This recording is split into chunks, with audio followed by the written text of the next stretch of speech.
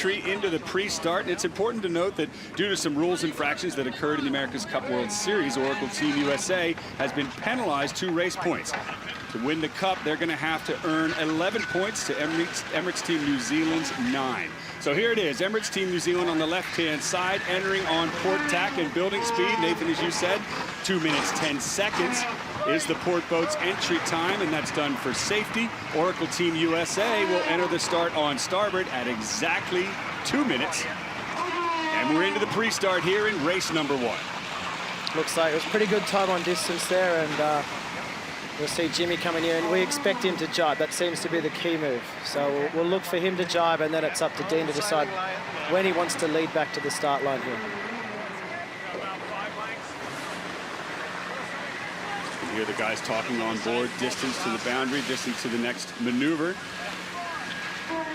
For each team will head back to the line. The question now on board Emirates Team New Zealand. Will they turn back first? 1:35 to go. And here they go, moving into attack. So big call here, rolling into attack, and we expect Jimmy Spittle's probably going to make an aggressive move here and tack directly in front of him. We'll wait and see what he decides to do. Big decision there. So he's going for the jibe. And I think Dean turned around at the right time there. About 1:30 he started the turn. They're holding. And let's just listen on board, see what they've got to say. Got to go hot, hot. Yeah, he's down a little now. Come on, mate, go with it. He can't. He's longer. Going speed here. He's going over the top. Full speed. 50 seconds to go, the 2 teams converging. Yeah, what we can hear there is Tom Slingsby behind Jimmy saying he's locked. He can't go behind us. He's going to try and roll us, so be ready to defend the roll. And they're still a long way from the line with a bit of time to kill here. Can't get to the boat. Only 13 to kill, Dino.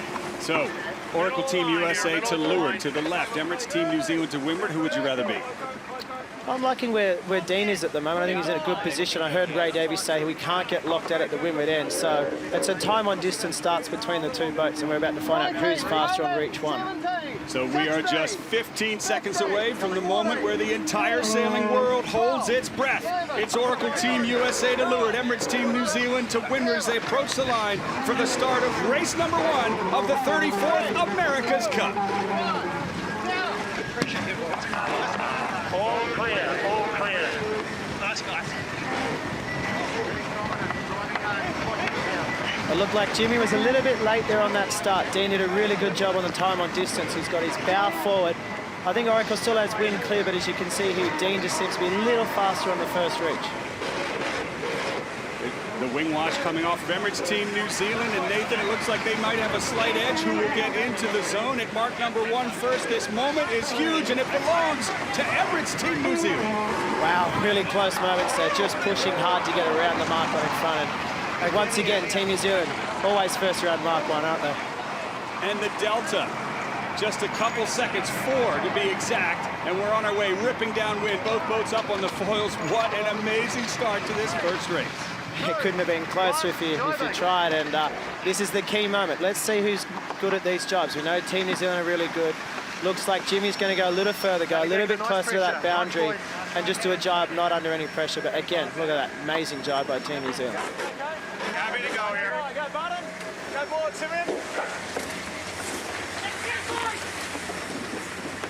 Nathan, you were right. The crew work from Emirates Team New Zealand, flawless as you would expect. Now it's Oracle Team USA's turn. Foil to foil jibe. Yeah, well, these guys have obviously been watching very closely what Team New Zealand have been doing. And, you know, it's going to be a pretty good race here. It looks like the Kiwis are slightly out in front when we go to the overhead picture here. And it'll be interesting to see now a speed difference between the 2 boats. Looking like the Kiwis are slightly faster at the moment.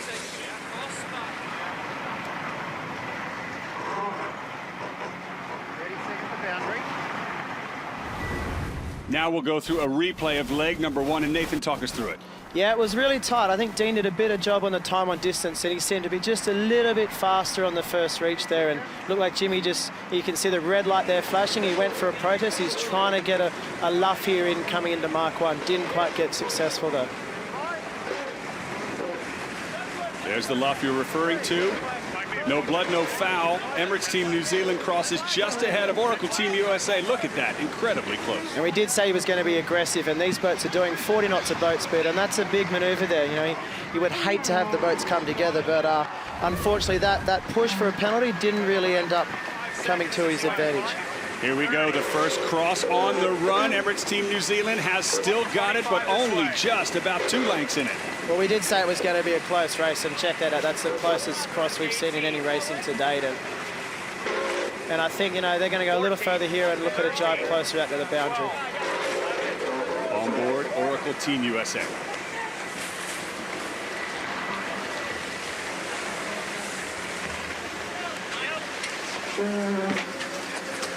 Nice, Tommy. Go with. That's a pretty nice jibe, bottom speed of 30 knots. I heard them saying they've been doing a few in that kind of vicinity, and I think they've jibed in a really good spot there, because now they're on starboard tack. Boat never touched the water the whole way through that jibe, and when Team New Zealand jibe back onto port, they're going to have a really tough situation here to cross ahead of USA. This way, 50 the other. Standing by. Setting up for a jibe on board Emirates Team New Zealand with Dean Barker at the helm.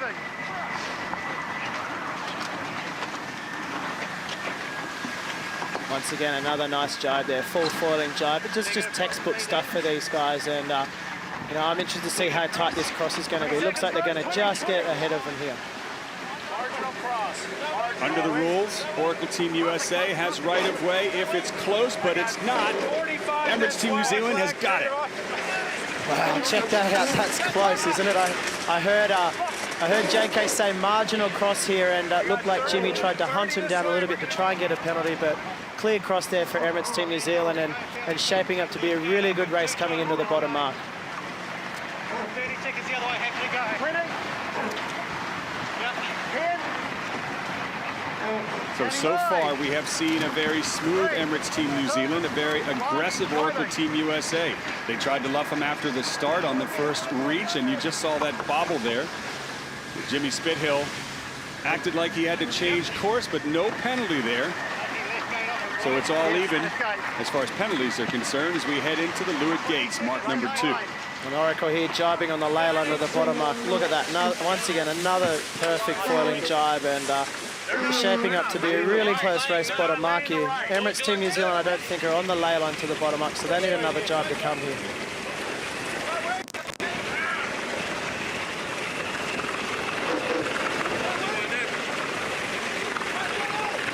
That's a good spot to jibe there by Dean. I think he jibed directly in front of Jimmy, not letting him have any passing moments, and they're going to round within 2 lengths of each other here at the bottom mark. Man, fantastic! Look how close it is.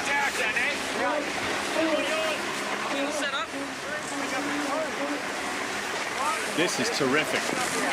This is the close racing everybody around the world was hoping for. Mark number 2, the Leeward marks. It's Emirates Team New Zealand ahead. Still the delta, only 4 seconds. Yeah, really close here, and Dean looked like he pointed really high around that bottom mark to really try and get in Jimmy's way. And look at that close situation, and Dean goes around the outside, and he's going to take the starboard advantage. So I think that's a huge gain there for Oracle. Another protest filed by Oracle Team USA. The umpires will make the call, but there is definitely an overlap. The race is dead even at this point.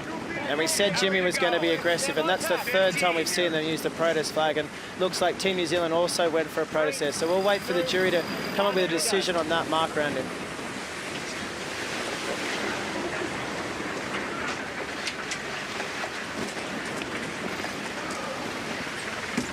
Very close now.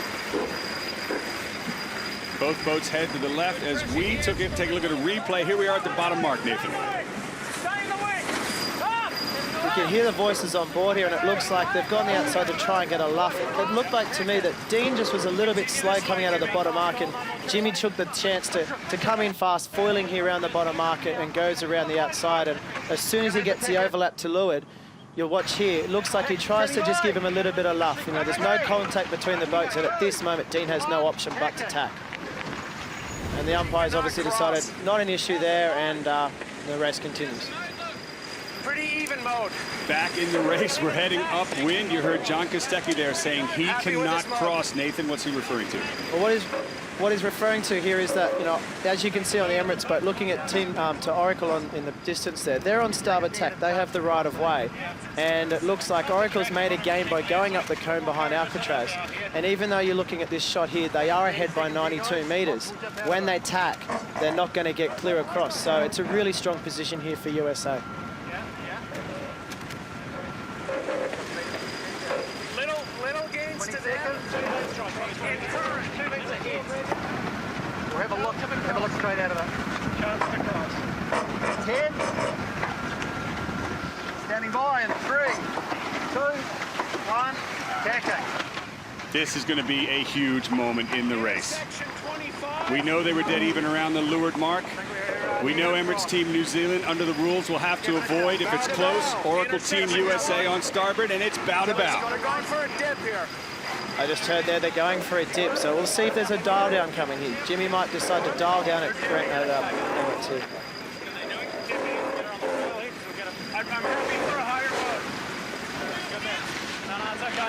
There's the cross. Oracle Team USA have done it. A lead change, and the Americans are now in the lead.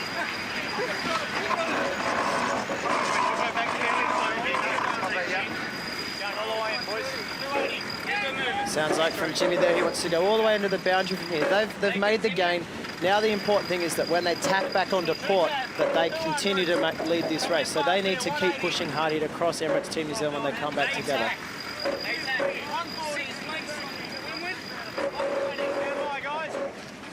This is fantastic stuff. These two teams trading blows like two prize fighters, incredibly evenly matched. Here comes another cross. Big moment coming here again. I heard, you know, we need to make this cross from the guys on board, and let's just listen to see what happens here. 100% to cross or not?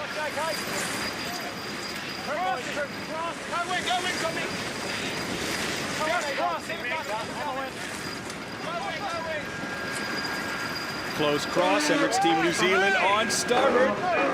Oracle Team USA have got it. Standing by at 10. That's a very close cross and extremely important, because from here, I think Oracle are going to just extend a little further out into the middle. They know they have the starboard advantage coming back. It looked like the Emirates Team New Zealand called for a protest, and the umpires called no protest, no penalty. So, you know, they're going at it. Both teams are going really hard at it. It's exactly what you expect in the first race in the America's Cup. Just let us know about the mode too, okay?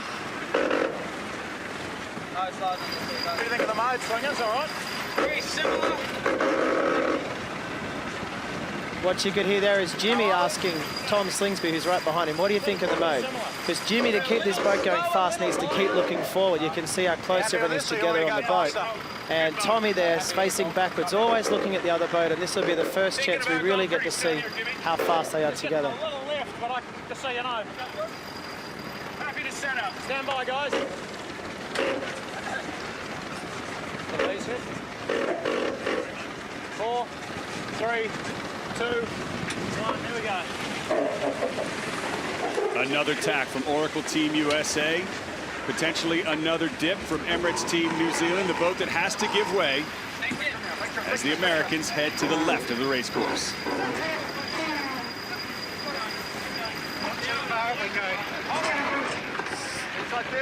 Let's have a listen on New Zealand and see what their plan is from here. They've got to get back into this race somehow. 10.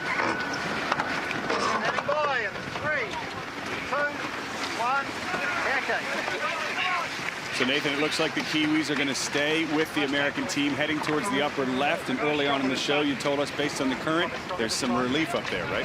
Yeah, exactly. They're about halfway up the beat now, and you can see them coming up towards the Golden Gate Yacht Club, and the current is definitely a lot more favourable going upwind on the left. We've got a bit of flood on the outside, about a knot or so, and on the inside it's slack water or maybe even a little ebb. So that's why Oracle are happy to get rid of the starboard advantage in this situation and get into the shore and get current relief.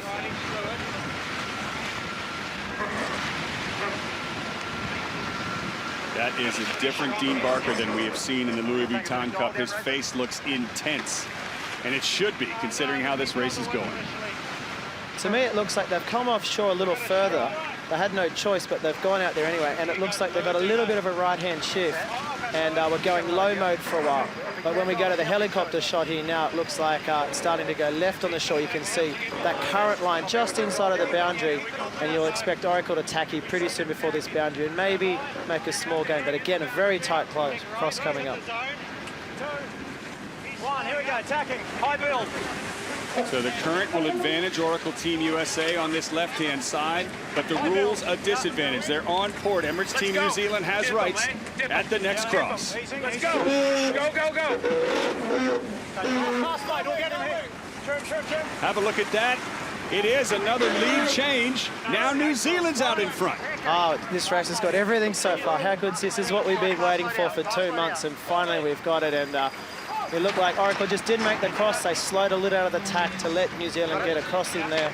And now we've got another really tight lineup here. Now we're going to find out which boat's faster upwind. This is the first time they've really been close together, not affecting each other's wind, and we'll listen in on board and see what they think. He is vulnerable if we tack. He has to time it perfectly, Jimmy. He's slightly faster, slightly lower. VMG slightly to him. Okay, we'll be trying to accept him. I even have him slightly, maybe crossing in attack here. Okay. So to me, I'd like to go pretty doesn't soon sound good for Oracle at this moment. Tom Slingsby's saying they're a little faster, a little lower, and you can see there on the graphics 24 knots versus 22. So looking like a tack coming here from Oracle. Do it quick, Steve. 2, 1, here we go, tacking.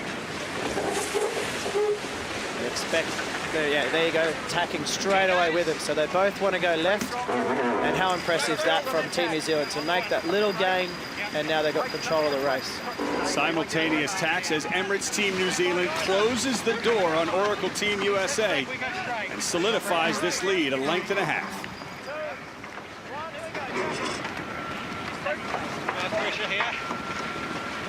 And that forces Oracle to tack out again. So Dean Barker and his crew, they must be really happy with that maneuver. Oracle were trying to tack, get to shore and get back into the favoured side, and they were able to cover them, force them the wrong way. And I expect at the next cross coming that Emirates Team New Zealand will have a nice little lead. 6, 7 lengths above us. 10 lengths. Backward. Go back, quick girl.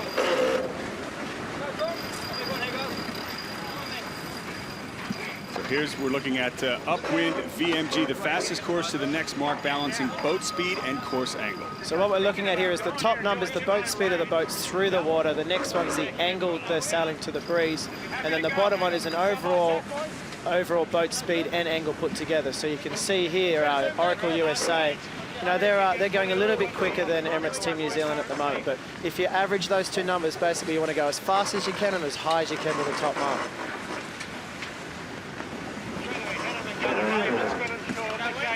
Let's set up here, guys. 10. Standing by in 3. Emirates Team New Zealand looks as though they're getting more comfortable with this lead as they tack yet again. Come on, boys, stick it in. Going to lay line right. Right that lay. Good comms on board. Yeah, really good comms on board here. You can see they've tacked in a really good position, and you can see the wing wash shot here. It looks like Oracle are just forward of it. They've got wind coming around the front of Emirates Team New Zealand, so they didn't tack in a position to slow the other team down, but they tacked in a position to maintain control of this race, and that's exactly what they're doing, staying between Oracle and the top mark.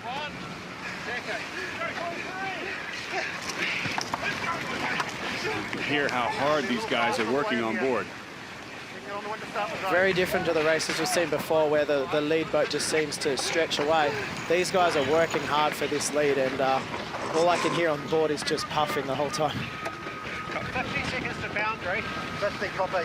No rush to jive. That's forced out. Yeah, boundary jive is nice. Yeah, great. I'm just hearing Ray there with the comments. They've tacked on the ley line to the top mark, and now he's feeding information about what are we going to do after the top mark. You know, how far do we have once we come around the mark to the boundary, and they've done an amazing job from leading around the bottom mark to being passed and now back in front again. So it's got to be, they've got to be happy right now. Oh, I'm sure they are. And now the pressure shifts to Oracle Team USA behind them. This will be the final run on this race course, but it is definitely Emirates Team New Zealand strong as they head around the top marks. It'll be a right-hand turn around the right gate.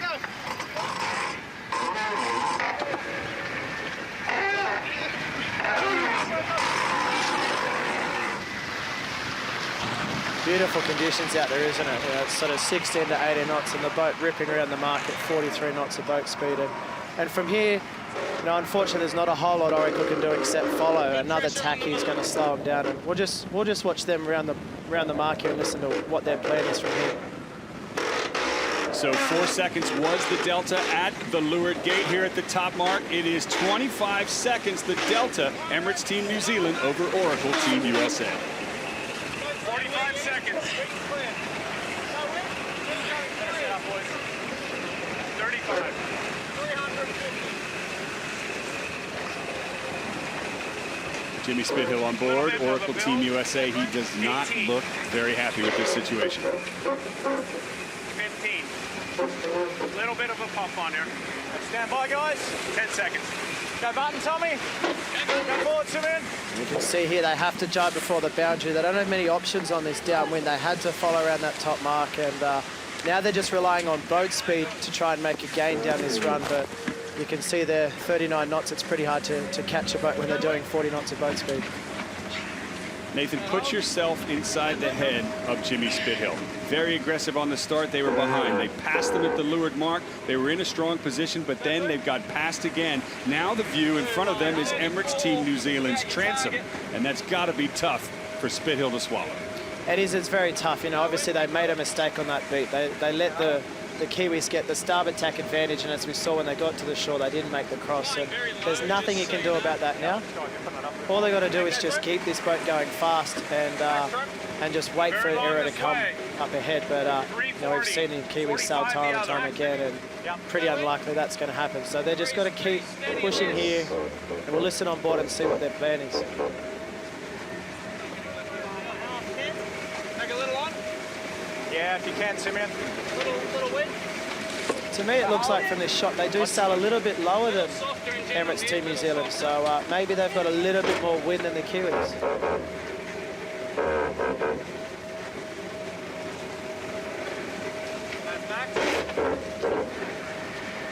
Still another 30 seconds. So very similar in speeds, but do you think the Americans have a little angle advantage sailing downwind? Yeah, it's just looking from this shot, it looks like they're porting lower, and you can see on this graphic, very similar speeds, but Emirates Team New Zealand are at an angle of 146, whereas Oracle are at 150. So it looks like they're just making a small gain, and you can see the bottom number, the V and G, is about a knot difference. So, you know, it's 29, 30 knots to 31 knots. So Oracle have a faster boat, as we always thought, but Emirates are doing a great job of getting their boat around the racetrack.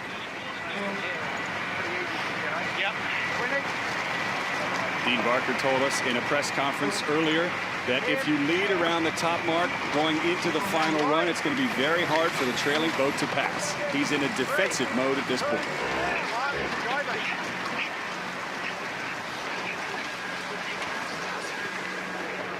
Once again, a very nice jibe there, and they weren't under any pressure this time. They knew they had a nice lead, and I could hear Ray Davies the whole time going down. We're just talking about, you know, 2 minutes this way, 1 minute 30 that way. They're just shaping up so they can round the bottom mark without any errors, and looks like they've jibed in a position, so they've got one more jibe and then they round the bottom mark to the finish from here.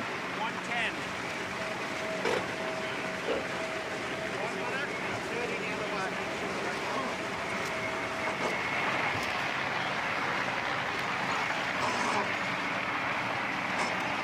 Sounds pretty calm on board now, less puffing, and they're just sort of relaxing into this race. And looking at the boat speeds, I can see on the right-hand side here, it's 40 knots of boat speed at Emirates Team New Zealand at the moment versus a 36 knots from Oracle. So it's pretty puffy out there. The only reason you get those differences in boat speed is because you're in better puffs, and looking like they're just heading down to the ley line out to the left there at the moment, and Oracle have no choice now but to split and try and make a gain going a different direction. Happy to go. Stand by, guys. Go, Tommy. Go, button. Go board, Simeon. Oracle Team USA off to the right-hand side looking downwind. Jibing back into the center of the course, giving chase to Emirates Team New Zealand. New Zealand doing the same, jibing in to the final turning marks. In front of them, the finish line. Behind them, Oracle Team USA. And this is a view that Kiwi fans around the world had hoped to see. An impressive race for the Kiwis so far. Yeah, very solid of these guys. You know, they made one error at the bottom mark and let Oracle get into the race. Then they lost the lead and then they got it back. So they've got to be pretty happy at the moment.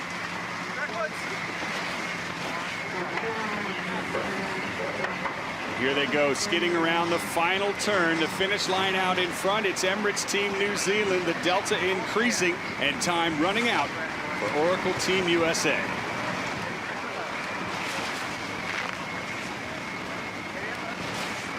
You can see some of the new features on their boat there in this shot. They've got these new fairings on the aft of the boat, and I wonder if that's made a difference in their performance going forward. I heard a lot of talk about the additions they've made to their boat, and maybe that's what's just helped them out in those tight situations when they need that extra bit of boat speed. Well, they certainly have it now. Here's the delta as Oracle Team USA rounds the mark, 34 seconds behind the Kiwis. It was close at Mark 1. It was close downwind. It was close upwind again until the Kiwis finally took control. The Americans know it.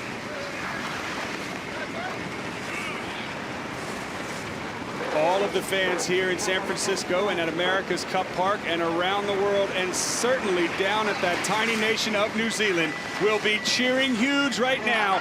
The first race of the America's Cup goes to Emirates Team New Zealand.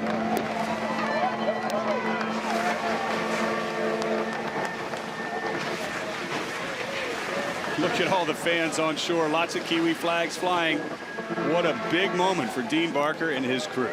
A massive moment, and you know, probably a huge relief for these guys. No one knew exactly how this race was going to go. I guess they all had their thoughts. No one wanted to say in the public that they were confident they were going to win, and looking at that first bit, you can see why, can't you? It was a tight race all the way until the last top mark.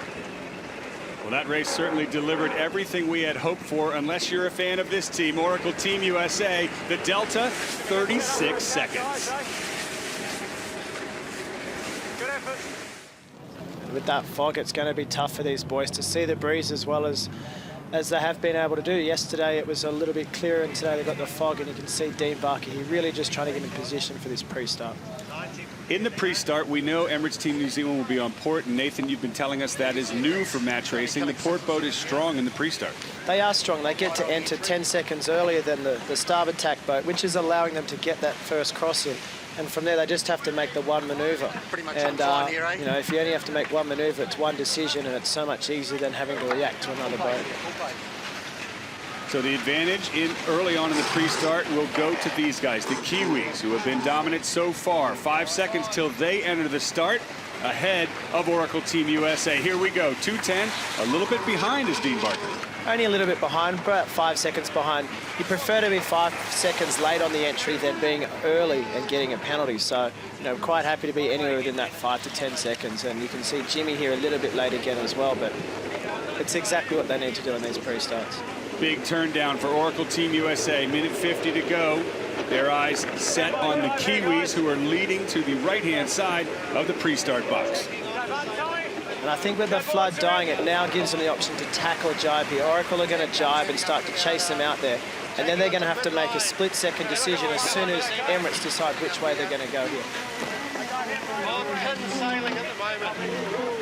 That helicopter shot gives you a great idea of the speed. Even an aircraft has trouble keeping up with these boats. On board, Dean Barker, he'll tack. And now the next move belongs to Oracle Team USA. And Dean tacked pretty late there. He tacked at 1:15, which gives Jimmy the opportunity to do a tack into leeward here. If it goes past, it's going to make his life tricky. Looking like he's gone straight past there. And now it's a case of Jimmy's got to get onto starboard tack here and really push the race back to the start line. Every second that's ticking by here is good for Emirates Team New Zealand. So Spithill sets up behind Barker. What are his options? Spitill's got to try and either get to leeward and get a hook on him, or he's going to try and sail to windward and roll him at the start. And looking at this live line picture, it looks like they're on the windward end on the lay line. So Jimmy's going to want to go to leeward from this position.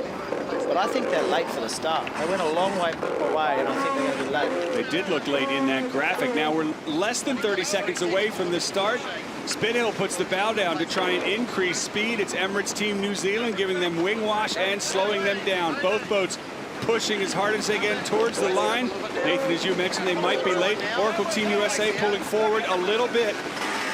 They know they want to win this race. Both bows going down and the hulls going up onto the foils as we start race number 4 here in the America's Cup. All clear, all clear. Oracle Team USA first up on the foils and pulling forward just a little bit. Nothing in this race so far. Nothing in it all. Again, both teams were slightly late, but they hit the line at speed. And again, I think Jimmy's done a great job of being the inside boat. Dean keeps fighting for the windward end. And Jimmy, look at him, he's sailing him here away from the mark. He's just trying to sail him off the course here.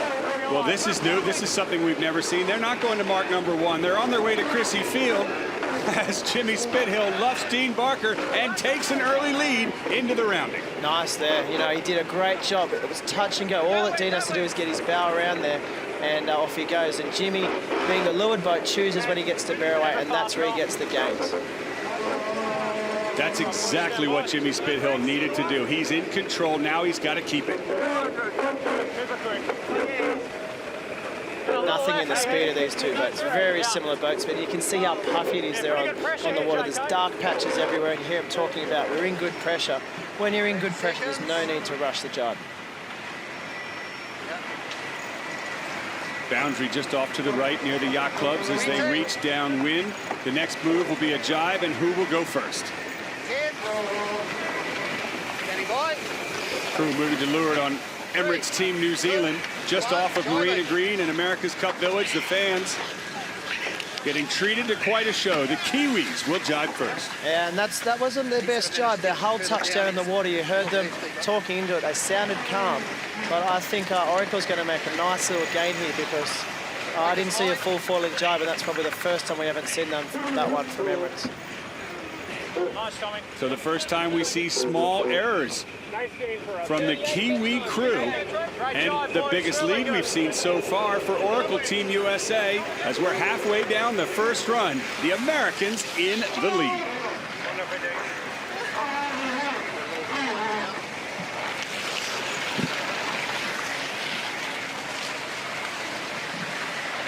Looks like we should step down, Dino. There has been a breeze.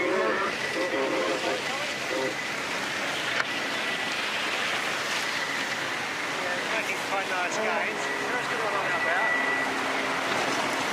Ray Davies on board talking to Dean Barker about their options. Same now, yeah. Same, Nathan, what does that mean? They're just referring to their speed and their angle. Same. So with the same speed, same angle, often they'll refer to same faster or same higher, and that's what they're talking about when you hear those comms on board. Same speed, same angle, but 130-meter difference between the teams. Emirates Team New Zealand preps for a jibe.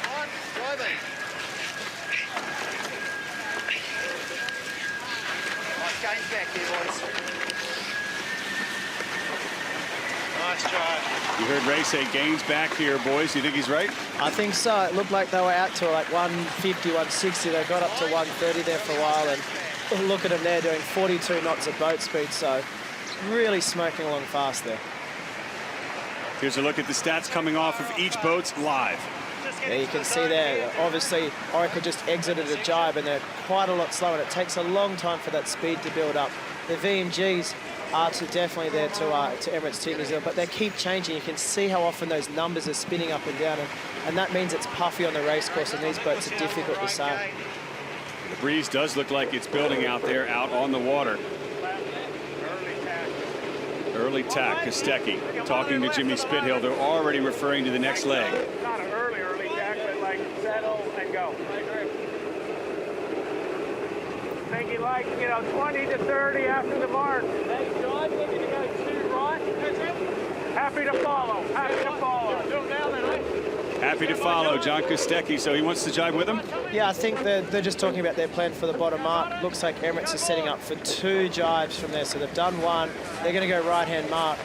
And it may be, there you go, you see Oracle jibing as well. So they're happy to follow. They just know they've got to stay between them and the bottom mark. And they're saying 1 in right. So both boats shaping up for a right-hand mark at the bottom here.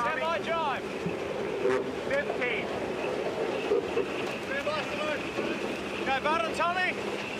You can barely see the boats through the fog. Oh, bows down for Oracle Team USA. A big mistake. Yeah, it doesn't sound like a good jibe there. It looked like just some issue with the daggerboard control system, and just watch Team New Zealand come ripping in. You can't make mistakes like that, but they're still going to lead. They're both going to go around the same mark, and it's just a lesser lead. The speed dropping dramatically for Oracle Team USA, but they are still in the lead as Emirates Team New Zealand follows them around the leeward marks. But look, the game is getting much closer.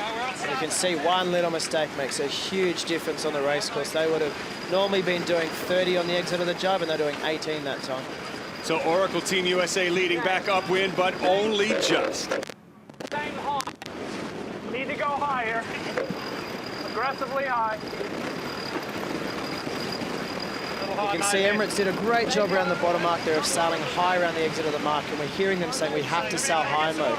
Now, Oracle need to start sailing higher to squeeze them off here, and this is where you'll be able to tell if there's a good speed difference or not.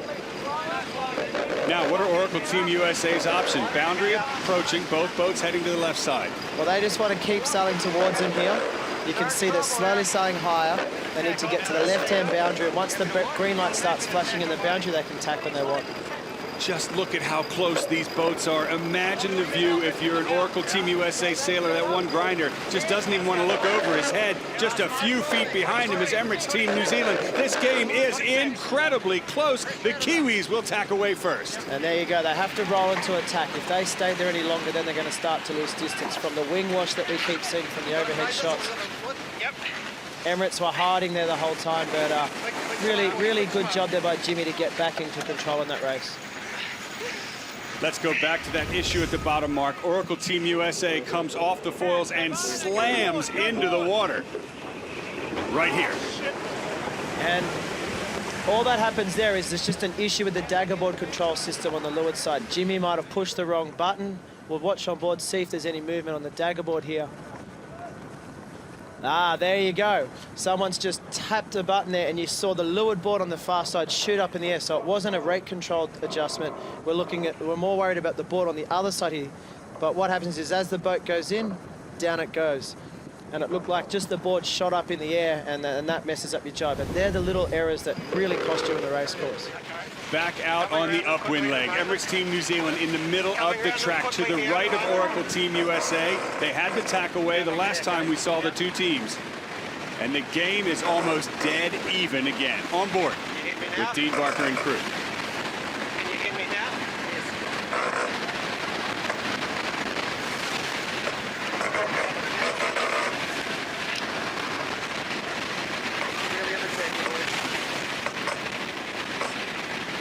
Very few mistakes we have seen the Kiwis make, but every time the U.S. team does, those guys are right there ready to pounce. Now, this next tack, Nathan, is going to be huge. It is, you know, they've pushed out to the right-hand side of the course here, so maybe not best for current, but they're going to have the starboard tack advantage.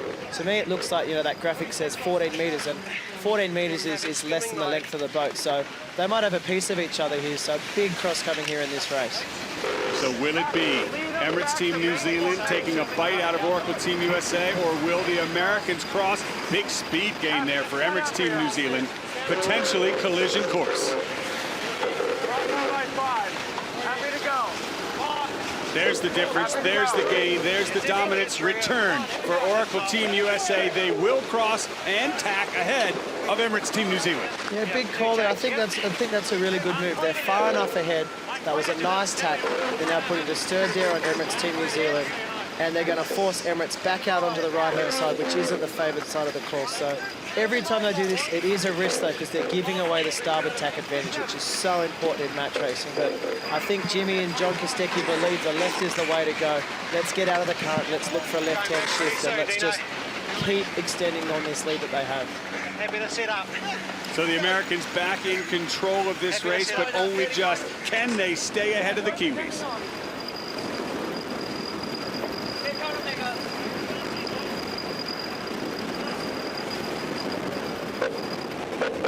Stand by. Setting up for attack on board with Oracle Team USA. Check out how quickly going. 27 knots upwind. I know the breeze has increased a bit, but they must have been trying a foiling mode or a low mode at some point there. So look to see them still crossing ahead here on port. I think they made some good gains in that part of the beat.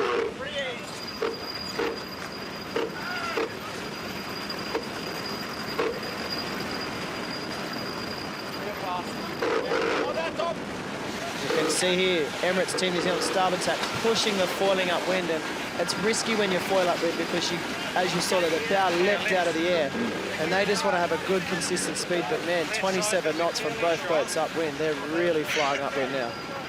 So Oracle Team USA has regained what they lost. Now they're 130 meters plus in the lead, the advantage to the Americans. And now, for the first time in this regatta, it's the Kiwis on the offensive. I really like what happened there. Oracle decided they're not going to tack on their face. They're just going to keep coming up to the center. They're sailing the boat fast. They've engaged once. They pushed on the wrong way once. And now you'll see them set up for attack here and get back into the favored side of the course. 3, 2, 1. The favored side, the left side because of the current, and that's where both teams are heading now. As Oracle Team USA fights to maintain control of the Kiwis. Boundary reached for the Kiwis. Yep, Kiwis have to tack there, and again, a nice tack on the left-hand side of our screen. And I think that it's a really fascinating race, this one. Jimmy and JK are doing a much better job of just keeping the boat going fast and not really engaging in the other boat too much.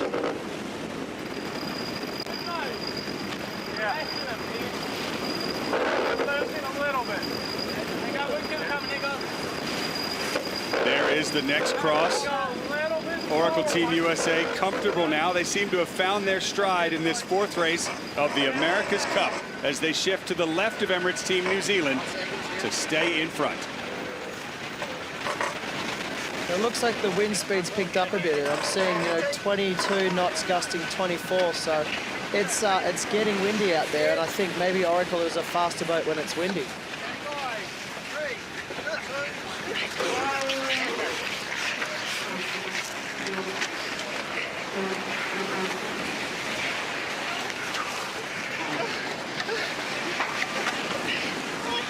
Hear how hard the guys are working on board.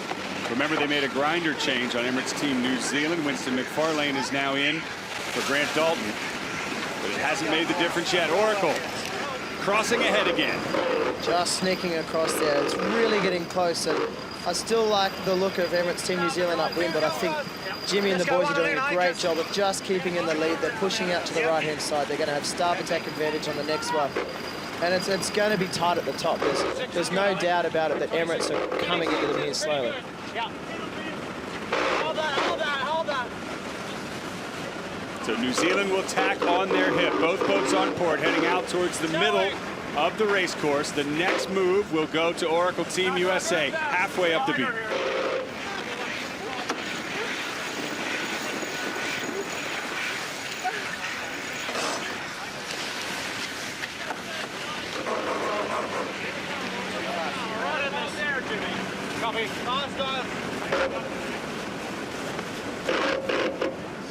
Higher in general. Hard to tell speed. They're about 5 lengths on our hip. Definitely nice lower here, Jimmy. Pretty good. Nice boat here. So that was Tom Slingsby there speaking. He's the guy sitting behind Jimmy facing backwards. And he's on a strategy roll. So he's just telling Jimmy relatives. How are we going relative to the other boat? Helmet number 10's Tom Slingsby, and he always sits behind Jimmy. He's just an information feeder. He doesn't make decisions on the boat, but he feeds really good quality information for JK and Jimmy to make decisions.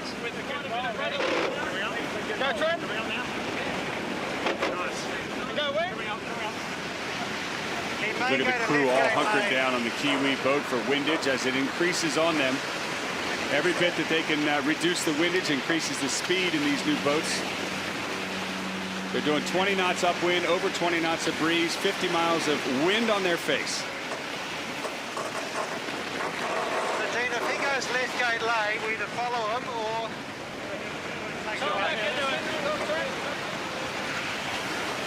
Yeah, good move. Pretty good move here.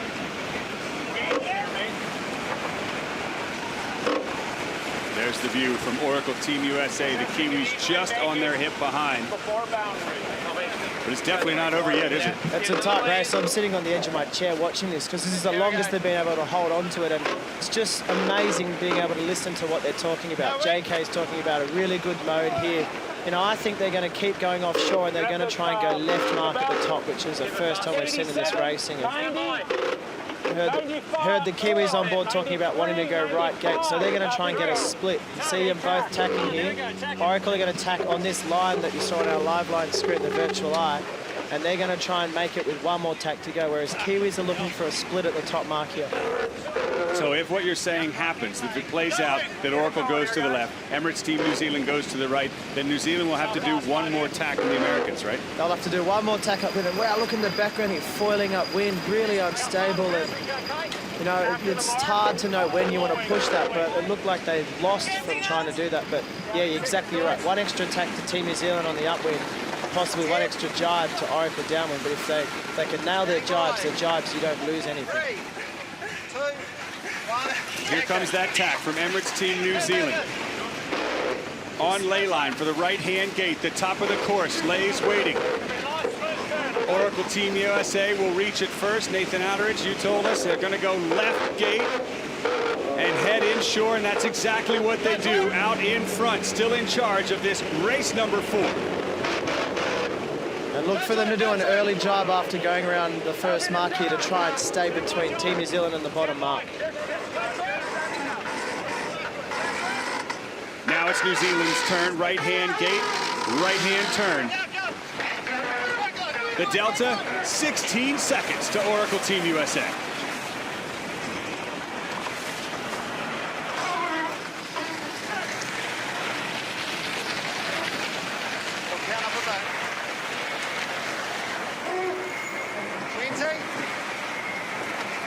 So Emirates Team New Zealand trailing Oracle Team USA. Nathan, I don't know anything about how to drive a foiling catamaran, but it seems to me that the Kiwis are a bit more unstable in this race than we've seen before. Yeah, they were very jumpy in that race, and as the wind gets up, the boats go quicker and it becomes harder to sail.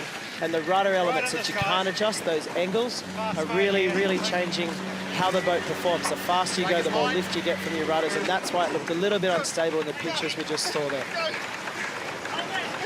Dean Barker trying to tame a bucking Bronco and keep it flying forward to catch the boat to the left. Oracle Team USA, 40+ knots of boat speed, flying downwind in the lead.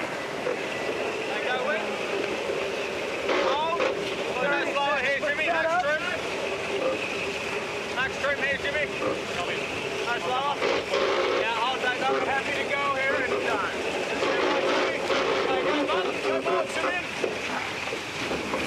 Think of what this does for the psychology of Oracle Team USA's crew if they can pull this off and win this race. Oh, it's amazing. It's been such an amazing race to watch so far, and these guys need this race. They need to get back in the hunt. They're 3-0 down at the moment, and they need to do everything they can to keep that boat in your picture there, right there, behind. But hang on, look at the Kiwis, look at the speed, look at them reeling him in from behind. They've taken 30 meters out of the American boat. And you think 100 meters is a long distance, I can assure you it's about 2.5 seconds on these boats. So that's not a big lead by any stretch of the imagination. And Jimmy Spithill knows it. He is just willing this boat forward, keeping it bow ahead of Emirates Team New Zealand. Nice pressure here. It's definitely getting closer. It is. You can see the speeds that we keep getting to look at here. Very, very similar. Every now and then, Emirates Team is making a small gain, and they have 2 more maneuvers to go here. They've got 2 more jibes, and then it's a right-hand turn around the bottom mark. So really looking close. And look at that, consistent 100 to 115 meters in distance. So they're just going back and forward the whole time here. Okay, go trim, little one. Go in. Yeah, hold. Max trim, go lower. This is just awesome footage. Unprecedented. You can see every angle from this boat. To be fair, we can see a lot more than the sailors can. I learned so much more about sailing these boats watching the racing of the Louis Vuitton series than actually sailing the boat myself. So you can see Emirates here starting to cross the boat. They've got 2 jibes to go. This is probably the 2 important jibes of the whole race now. So here it comes, the first jibe from Emirates Team New Zealand. Oracle Team USA continues. Now they'll jibe to stay with the Kiwis. Boat handling is intensely important at this point. So imagine how much pressure's on these guys right now. They know they need this win. They know it's close, and they've got the pedigree right on their back. These guys are the #1 team, Emirates Team New Zealand so far. They haven't lost a race to anyone, and here they are breathing down your neck. You've got to think these guys are under some serious pressure in front. Can they handle the pressure? Can they keep the Kiwis off their back, and can they notch up their first win in the America's Cup? It is all on Oracle Team USA. Both teams split here. 3 people on the leeward side waiting for the jibe, waiting for the call. 300. Stand by. Go, Trent. Go forward to me. So this last jibe has to be huge. No mistakes. They're heading for the final turn. Oracle Team USA, foil-to-foil jibe. Emirates Team New Zealand doing the same behind. Nice, look at that. Both jibes, perfect jibes there again. There's the view from onboard Emirates Team New Zealand. The mark in the distance, the options running out for the Kiwis.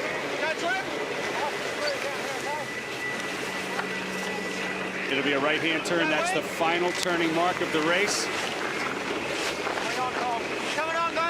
The mood's got to be lifting for Oracle Team USA, but you wouldn't know it. The intensity, you can feel it. It's still just as close as it was at the start, and that's exactly how it should be. They're going to do one right-hand turn here, and then we've got about 40 seconds after this race, doing 40 knots on the way to the finish.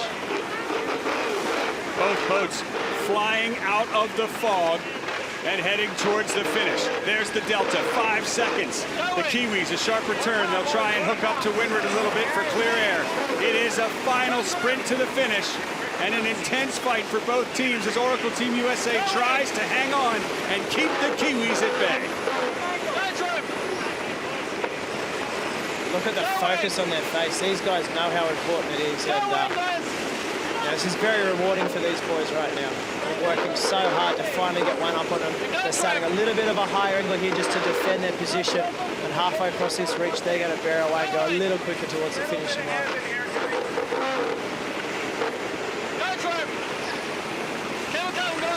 So the pedal is down and the pressure is on. The Americans, Oracle Team USA, poised to take their first win, wheeling the boat towards the finish line ahead of the dominant Emirates Team New Zealand so far.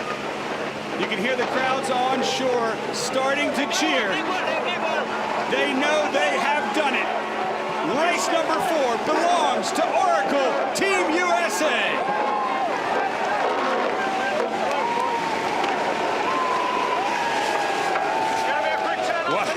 What a relief. What a moment for the Americans. There's the difference. 8 seconds the Kiwis cross behind their first loss of the regatta. A start developed by Harold Vanderbilt in the 1930s, a time run. The Vandy.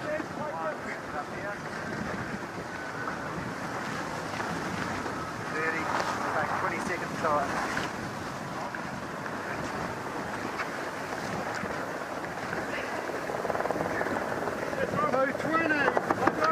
Got us on time now. 20 seconds. Okay, here we go. 16.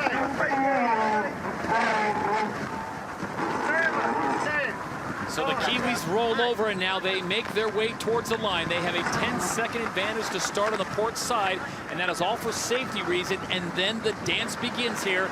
It's race number 10 of the 34th America's Cup.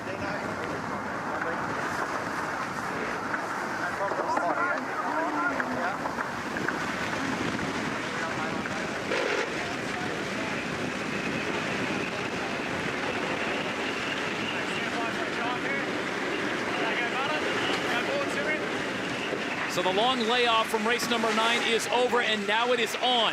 Emirates Team New Zealand with a port entry. Here come the Americans. Driving here. 7 over here. Right. He's driving pretty close there. 1, driving. So Dean Barker jiving back and looking for that low ley line, that left-hand edge of the starting box as they're starting to go back toward the starting line. This has been very common for the boat that enters the box early. Let's see what Spithill has up his sleeve. He's on it there. Both boats are at least 20 seconds early for the line, so there's plenty of time for maneuvers.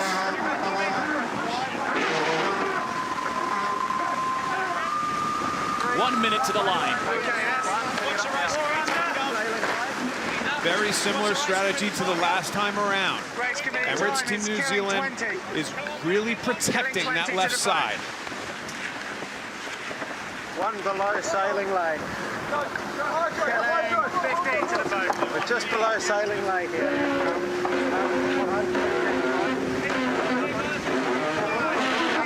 Very aggressive move by Spithill here with only 30 seconds to go. He's trying to push Barker too far down in the box. That is what Jimmy's trying to do. 20 seconds to go. New Zealand is in huge trouble here being so low. Spittl's start is going to be easy if he accelerates now.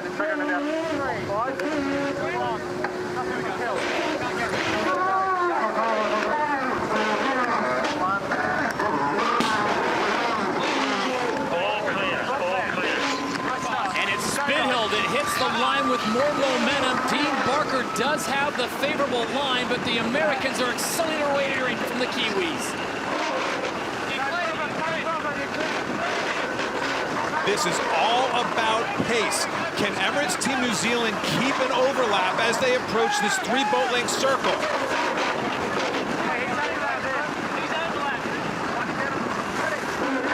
You hear Slingsby even say that he's overlapped.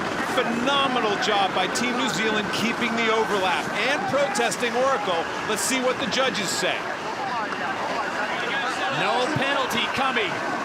So they wave off the penalty. The Kiwis don't catch a break there. They were first to the circle. They had the overlap, and the Americans pushed it just a little bit.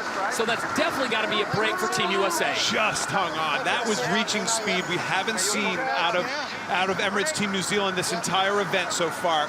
Great job by Dean Barker keeping that overlap and making it stick. All right, Gary, so the Americans have found themselves behind for the first time in the last 2 races. What do they do now? Well, what do they do now is not panic. They know they were going well upwind before. Just stay as close as you possibly can, split the gate, and they'll have a good chance to pass on the 3rd leg. Big lead already, over 150 meters for New Zealand, and the USA dropping behind, but the American speed is just a little bit behind the Kiwis at this point. Certainly no panic there, Todd, aboard the American boat. No question. My goodness, though, that was so close to being an Oracle lead at that mark. Just incredible job. I can't say enough how good a job Team New Zealand did to keep that overlap and make it stick. 40 seconds this way. Well, the Americans had the acceleration at the line, but it was Dean Barker who had the position as we take a look at Virtual Eye. Just staying forward of the wing wash. Their air is barely clear here, barely. And they just, look at that. Thank goodness they didn't cut their spinnaker pole off, because that could be the difference, you know? Really, the way they're controlling these boats coming in, the wing wash is just behind, just to weather or the right-hand side of Emirates Team New Zealand. They keep a tiny bit of clear air and make it work. Again, we're always talking about turning points, a huge turning point in this regatta. Just that one little leg, that mark round it. And if the Americans would have got the penalty, Gary, it could have been game over. Yeah, I mean, the nice move here by New Zealand was to stay up on the wind here a little bit, and Spittle on the right, working hard to stay clear, lost a lot of distance. When the New Zealanders turned away, they gained 4 lengths. Very nice move by Dean Barker. So here we are on leg number 2. New Zealand has the lead. It's dropped to 135 meters. And they're already starting to think about mark number 2. Again, we keep repeating ourselves here, but Ainsley will be thinking about a split now. That's all he wants to do, is try to round the opposite mark to Emirates Team New Zealand as they approach the bottom gate.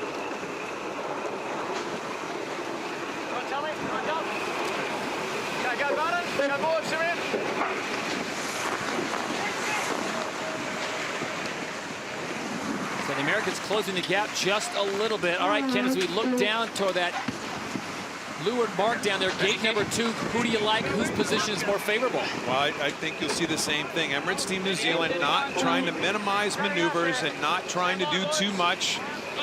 Thinking, hey, you know, we have pretty good pace against these guys. No reason to panic, that's for sure. And then Oracle, they're going to do everything they can to get a split. 30 seconds to stay on time. Yeah. Oh! Wait, Mike. 18 seconds. How much? 18. 20, guys. 12. No fat. 20 seconds. That's Ray Davies counting down to the ley line call. He has those instruments right on his body, on his wrist, or on his chest, and he can see exactly how far he is from ley line or the approach directly to the mark. Steady left, Jimmy. Never fast. Ready for it. Going. Go. Okay, I've got to go. Okay, steady left, Jimmy. Copy. Copy. Spinning left. One leg left.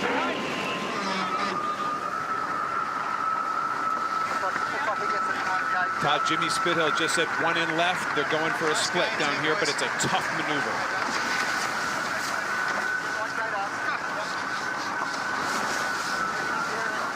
In race 10 at gate number 2, it's the Kiwis, the first ones to the mark.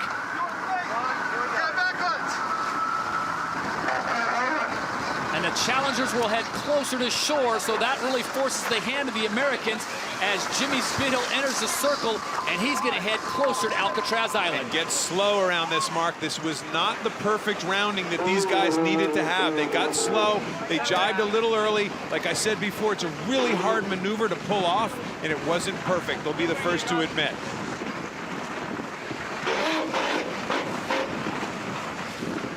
All the numbers there. 27, 28. Oil, Jimmy. Oil. I'm surprised New Zealand hasn't tacked to get back into the center to stay between them and Oracle Team USA. Hey, tack. Let's set out there. 200, you happy? Stand by, guys. Gary, this ebb tide definitely allows the boats to spread it out a little wider and not have to go crazy on tacking, but you're right. They'll keep an eye on USA at this stage, that's for sure. Yeah, Kenny, you remember Oracle gained on the right side of the course where they are now in the last race, and that's where they're positioned, so they have an opportunity to catch up.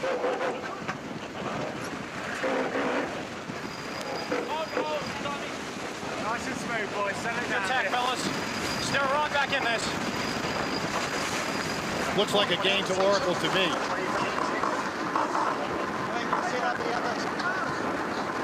Hit him, Dino. This is to set up parallel, okay? Setting up parallel. Ray Davies talking to him, saying we're going to set up parallel. That's because the wind is better on the right side. It's shifted more to the right. That helped Oracle, and New Zealand wants to get on the right side to take advantage of that wind shift. Definitely a little better current out where New Zealand's going. This is not shocking at all to see them go across. They gain starboard tack advantage, of course, if they ever got close, which they're not really very close right now, but definitely better current on the dumping grounds right out by Alcatraz Island. Emirates Team New Zealand, their lead has grown to 140 meters.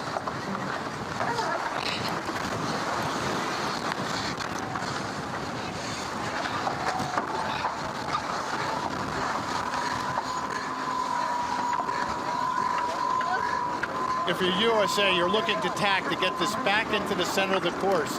But look at this, Oracle Team USA making an attack, keeping it centered, perfect. I like the tactics of Ben Ainsley. Let's smooth this back down, guys. Going well. Same lead here, boys. This is good. Todd, to think a few days ago, we would have just thought this race was over. And now I think everybody in the world watching this race is on pins and needles. Can Oracle keep coming at him? Because it looks to my eye, Gary, they're kind of reeling him in a little bit right now. It's not tight yet by any means, but it certainly doesn't look like it's further away.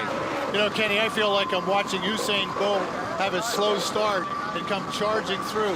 They're clearly gaining. That's Oracle Team USA is certainly gaining here.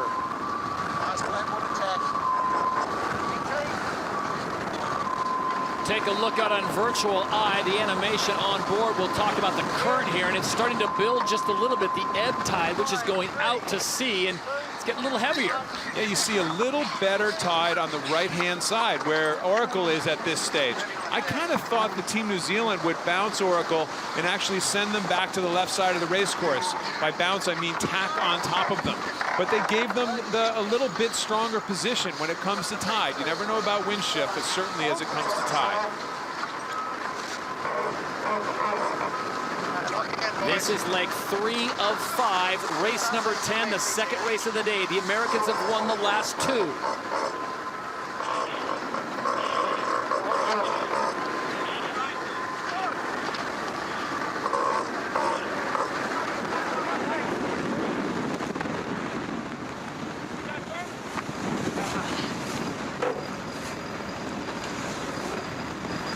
Jimmy Spithill with his hand on the wheel. Behind him, Tom Slingsby. Behind him, Ben Ainsley.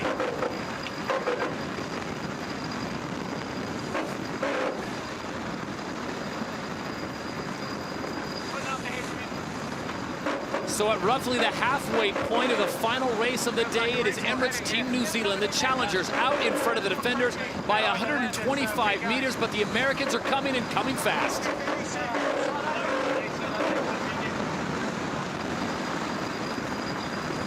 Pressure on the tacticians at this stage. Ray Davies, these are his calls when he wants to go. How is he going to try to set up the other guy in order to make that big gain toward the end of the leg?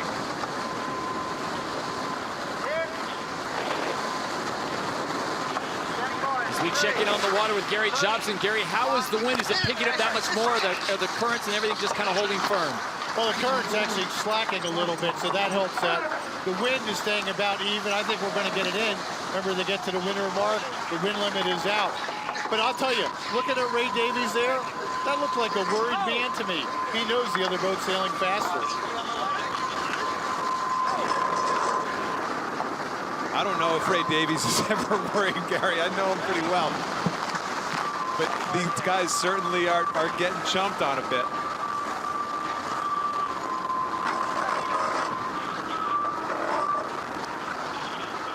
And at the cross on leg number 3, this is just how close it is. The battle for the victory in race number 10 is on. Under 100 meters as the Americans have made up more than 45 meters just in that last little bit. Todd, it was interesting in the last tack that both boats tacked from the opposite sides of the race course right at each other at exactly the same time. New Zealand bottomed out at 11 knots. Oracle bottomed out at 13.5 knots. They're actually tacking faster at this stage.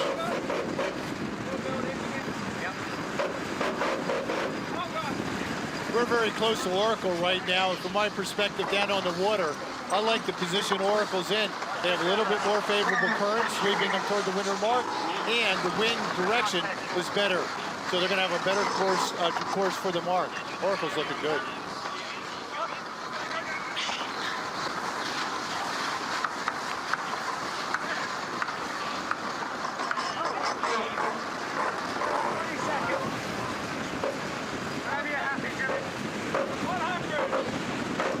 I think both boats are sailing really fast right now. I just saw Emirates Team New Zealand pop a wheelie for a second and lost almost 3 boat lengths in that one maneuver. They got a little out of sequence with their boards. Oracle is right back in the hunt. And they have the right of way, Ken, as they come together. New Zealand is in trouble.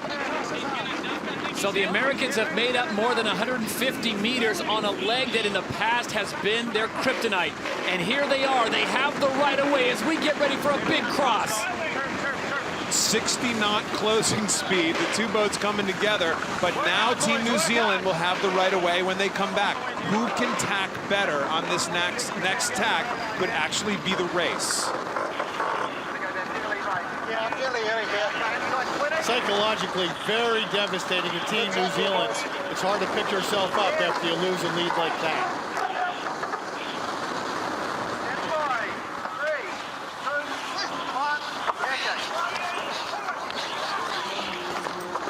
So the Americans have taken the lead away on leg number 3. Kenny, look at this cross, and look how fast they're going.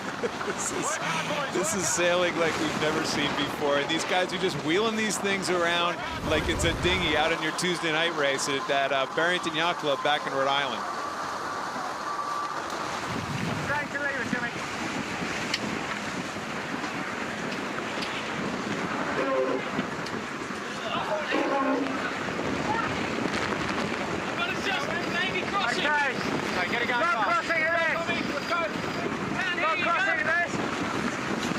Huge moment in the race. If Oracle dips, but then again, they're going to be on starboard. Another cross coming up. Another lead change. Kenny, in a long history of the America's Cup, dating back to 1851, we've seen more lead changes in this Cup than any Cup in history. The technology introduced at the 34th America's Cup is space age, and they've taken it to a whole new level, much to the delight of Larry Ellison. It is now New Zealand and USA neck and neck here on race number 10. And people said Catamaran's good match race. Match racing on steroids and a lot of emotion. So once they get around mark number 3, the wind limit goes away. It looks like that will be the case.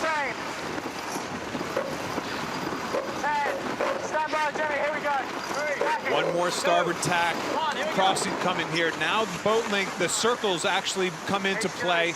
Who gets into what circle first? This could be a really interesting mark rounding here at the gate. Emirates Team New Zealand is going high and slow right now, looking for a dip at the last second. They want to dip and still be able to lay this gate. On that tactic, Oracle needs to slow down. Another cross, another lead change.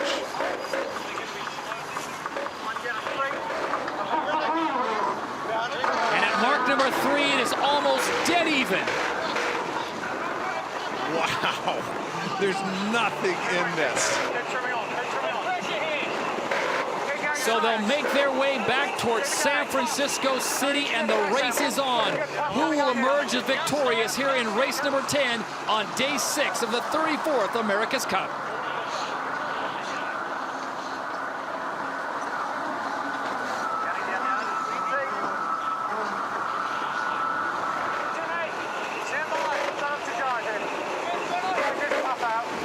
Leg 4 of 5, and Ken, that third mark may have been the telltale sign.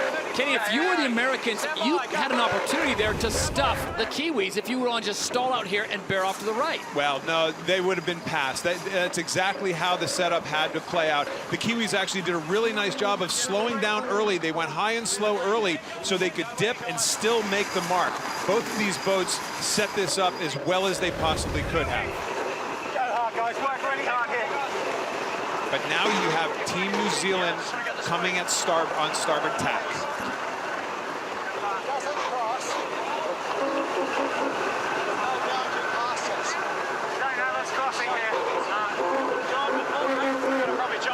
The lead is under 20 meters. We have 1.5 legs to go in this race, and we will have ourselves a winner. The Americans coming in awfully fast at the top of your screen. Two boats coming at each other at 80 knots. Combined speed.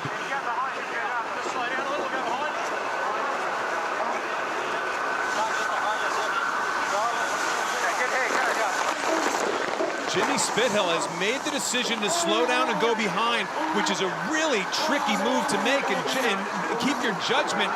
And sure enough, there's now a large gap between the two. I'm surprised they didn't just jibe with him. That's a tough thing to pull off if you're Oracle Team USA. Yeah, I think a big mistake there by Ben Ainsley, Ken. Why not job on the win and stay right with them if it's that close? They might have been able to block their win. Now they've given away the lead.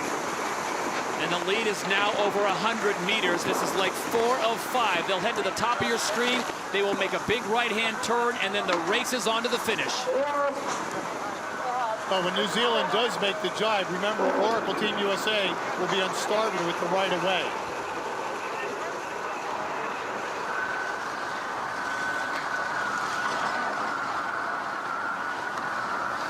Todd, I can't tell you how that kind of slow down and dip behind Emirates Team New Zealand, the move that Oracle tried to make, that has a difficulty factor of about 10 out of 10 to actually pull off and keep close. But like Gary said, they're on starboard, but they're well behind.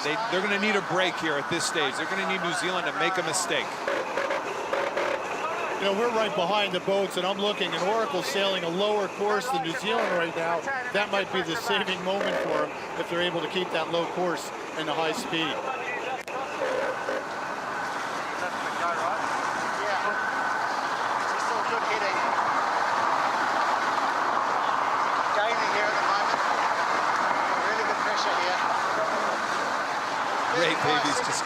such a cool demeanor. Here we are in the pivotal race in the America's Cup, and he's like, yeah, I think we're gaining a little bit here. Just really, this is the voice you want to hear if you're steering the boat. That is the target, mark number 4. When they hit that, they will head off to the right-hand side of the left of your picture and head towards the finish line.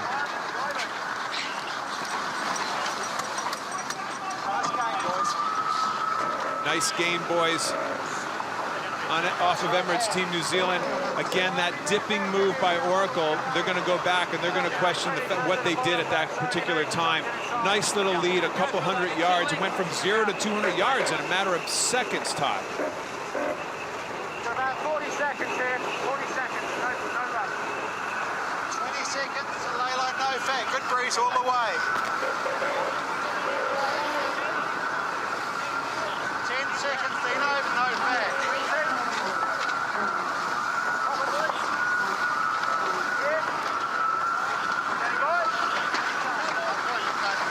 I like to move sailing beyond the ley line, that yellow line there. It just gives it a little more conservative, takes away any passing lane for Oracle Team USA. Plus, you come in with a little extra speed. Nice move by the New Zealanders.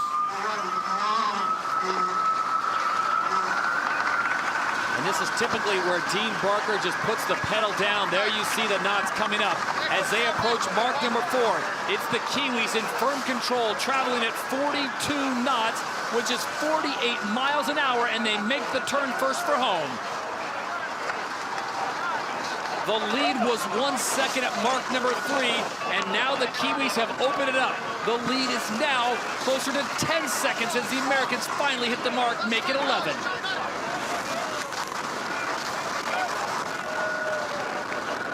Ken, this is almost no man's land. When the Kiwis have a lead and a straight line to the finish line, good luck. Not much in it here at this stage. Don't do anything crazy. Don't over rev it up. You got a nice little lead right now. Don't do anything silly. You know, guys, I really like the fact that nobody in the New Zealand boat is looking back at the competition, looking ahead for the finish. Very nice. Looking ahead for a finish line that they have not been first to in the last 2 races. But they will stop the hemorrhaging of loss as the Kiwis sail a magnificent race, neck and neck with the Americans. And then at leg number 4, one small mistake, possibly by Oracle Team USA, which opens the door. Race number 10 will go the way of the challenger. Emirates Team New Zealand will pick up the victory.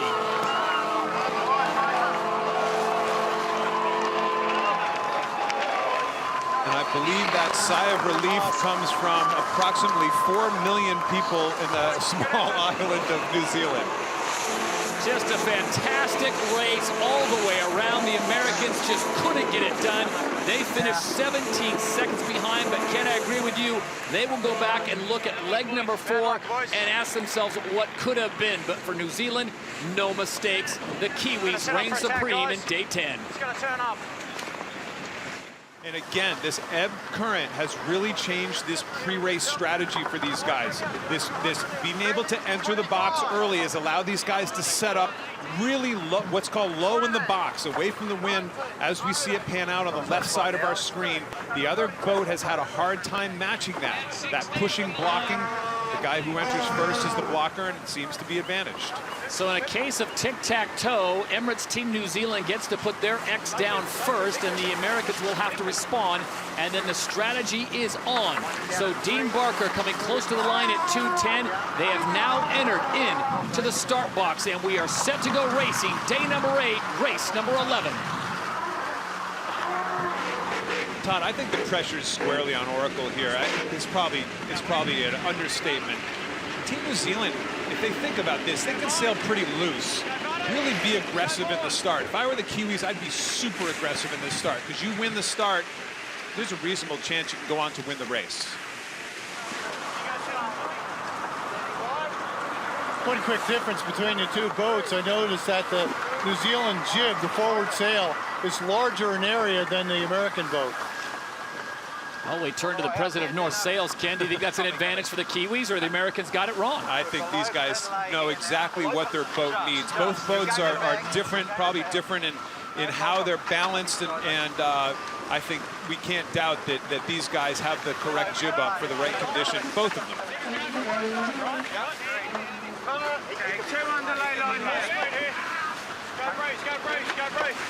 know, Team New Zealand actually headed back for the start line a little earlier than I thought they would in this particular situation, but look for them to really protect down to the left side of their boat as Oracle approaches from behind.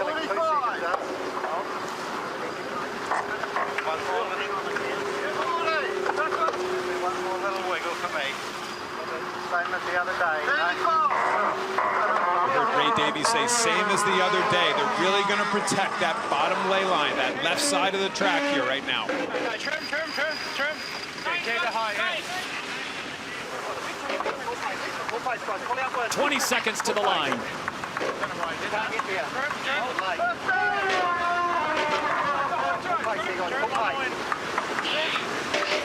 Big advantage Kiwis right now. They're both very firm on the wind right now, Gary. New Zealand looking very strong, Ken.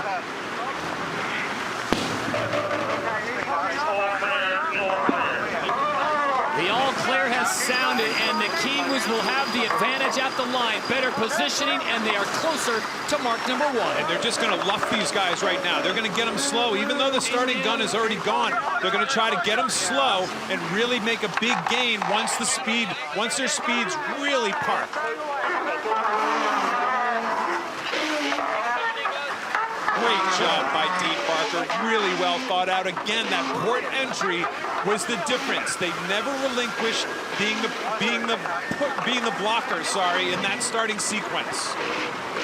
Actually, I think Spindle did a good job hanging in there, being patient, and only being a length behind after that poor start.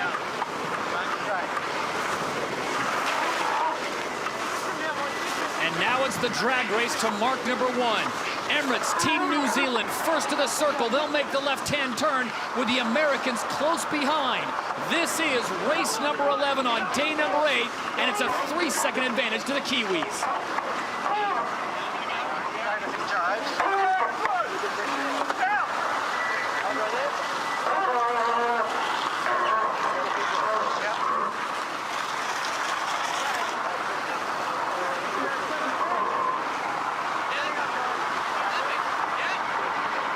You can see the differences in size of the jib. Notice the New Zealand jib is bigger.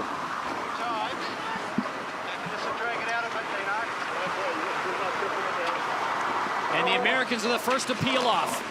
You heard the tactician Ray Davies on board Emirates Team New Zealand say, we'll just drag this out a little bit longer. They're not worried about their air getting the dirty air, disturbed air coming from Oracle. They're just going to look to spread it out a little bit here and start planning for later in the leg. Find the right time and the right breeze pressure to jibe in.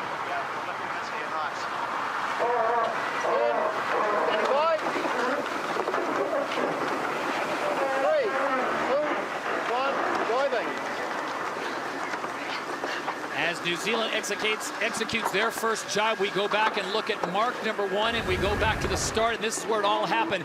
How about this strategy? Basically just shutting the Americans down as the Kiwis pull in front. And the Kiwis had to pull away at this stage. They couldn't wait any longer because they had actually just snuck forward enough to break the overlap. So Oracle actually got out of jail got out of jail free card there by the overlap being broken. Still, great job by Dean Barker.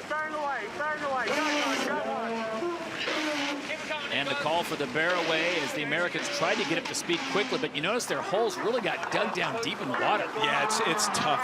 Both of these boats have really narrow forward sections, but the Americans' really narrow bow section of their boat tends to dig in when they try to accelerate, but it didn't make much of a difference. They were up on the foils quick. The lead is over 115 meters, so it's the Kiwis out in front. The Americans trying to close the gap. Remember, this is a 5-leg race. This is the first race scheduled on the day, and if Mother Nature cooperates, we'll have a second race in which the Kiwis, if they won this race, could wrap it up and take home the America's Cup.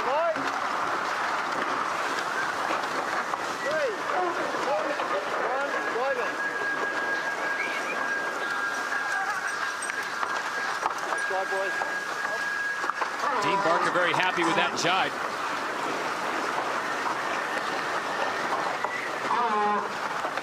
I noticed the American boat sailing a much slower course than the New Zealand boat, and they're gaining being able to do that.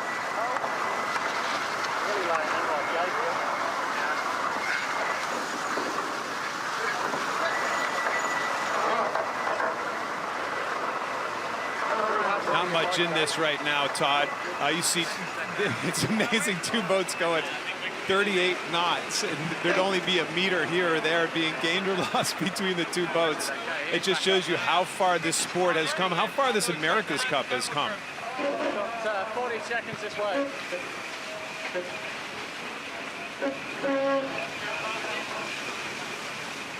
Try and build if we can hit. Yeah. 30 seconds. And as they approach gate number 2, Gary Jobson, what do you see as far as tactics? Which way do you think the Kiwis will go when they look for a split? Well, I think the Kiwis got to use the ebb current. It's going to be a little stronger out in the middle of the bay. I look for New Zealand to take the right gate, and on the opposite side, the USA to take the left gate. I think the Kiwis have actually done a really nice job, Todd, kind of suckering Oracle off onto one side of the race course. What this is going to do is really potentially increase the possibilities of not having a split. And when you're the boat ahead, you don't want to split at this bottom gate. So you want both boats going around the same side. Now, just as I said that, I think we just heard Spithill say right turn down here. So maybe they're going to do a forced last-second turn. This is a really tough maneuver if you're Oracle Team USA.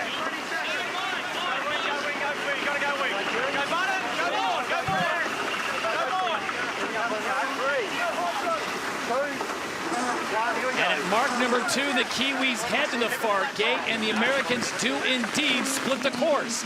So what was a 3-second lead at mark number 1, the Americans now trail by 6 seconds, but they've got their split. But a really good rounding by Oracle. That's an incredibly hard maneuver on board these boats. Grinding hydraulics, grinding sails, grinding dagger boards up and down, and they made it look very easy.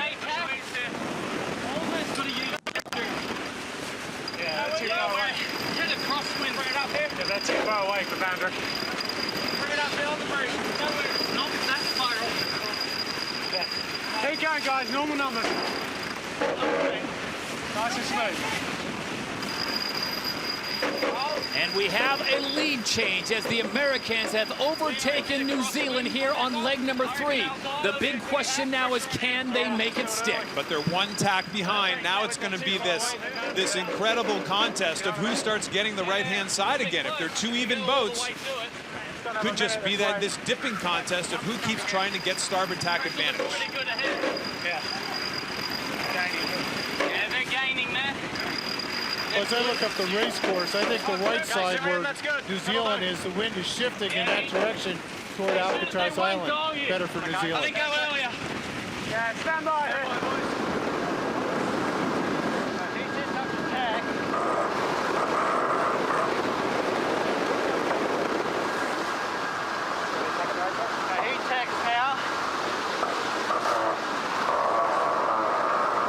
This is all about whether Team New Zealand will have a 3 or so boat length lead. If they do, Todd, look for them to tack right in front of Oracle. If they don't, they're going to have to cross and start this whole dipping contest all over again. Crucial moment in the race early on, and they do a lead bow tack, trying to keep starboard tack. They thought they were far enough ahead, and clearly they were. This is a great move by Emirates Team New Zealand.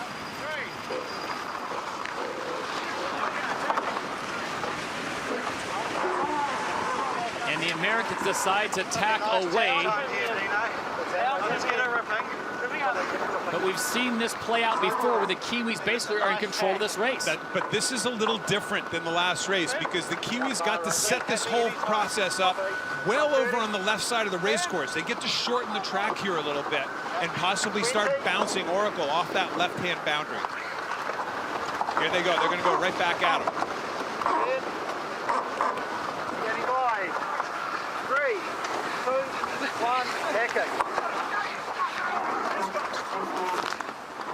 A simultaneous tack from both the Americans and New Zealand. This is leg 3 of 5, race number 11. The Kiwis need 2 more wins, and the cup is theirs. And those 2 tacks on both boats were just perfect tacks.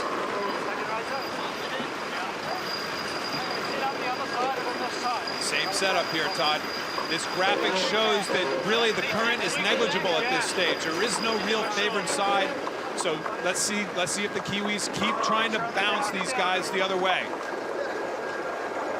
And I'm very surprised they don't. Gary, they don't bounce them over to the short side of the track. What do you think? Well, I think it's a mistake. I would tack right on them and keep pushing them left. The thing is, the wind is lighter down where they are right now, and that bigger jib that New Zealand has is helping them go through these maneuvers. God, I'm really surprised they didn't just continue that bouncing contest and keep, by bouncing, I mean tacking on top of the other boat and pushing them to the short side of the racetrack. Well, still a good move by Oracle to keep the tack going. Their strategy is to stay in the middle of the course. Oracle's doing that.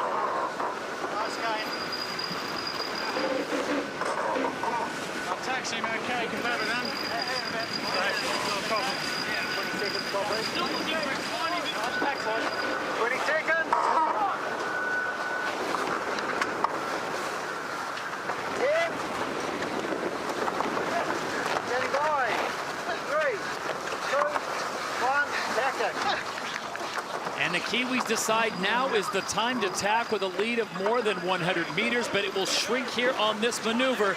The Kiwis have the lead on leg number 3. The question is, can they hold on to it?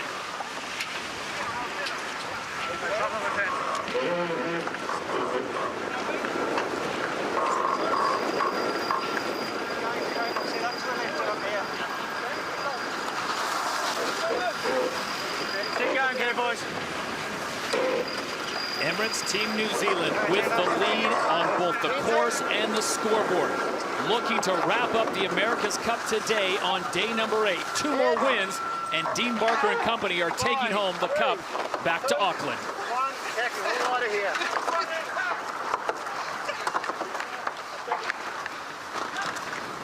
Lighter.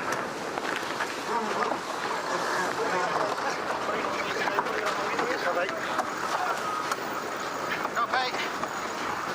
Big tag.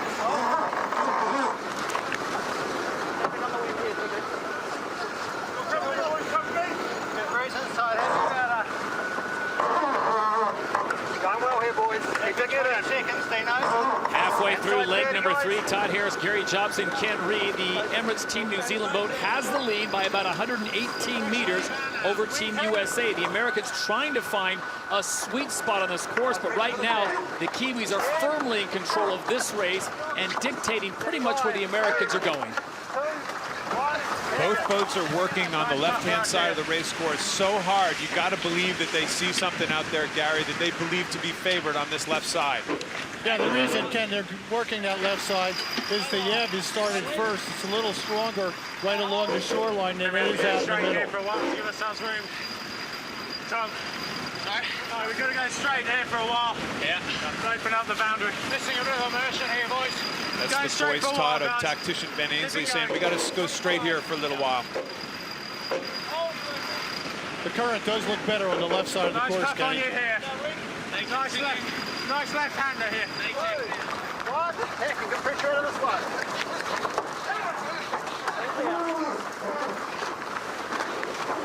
Left-hander, the wind's coming from the side, right from the land. That will help New Zealand.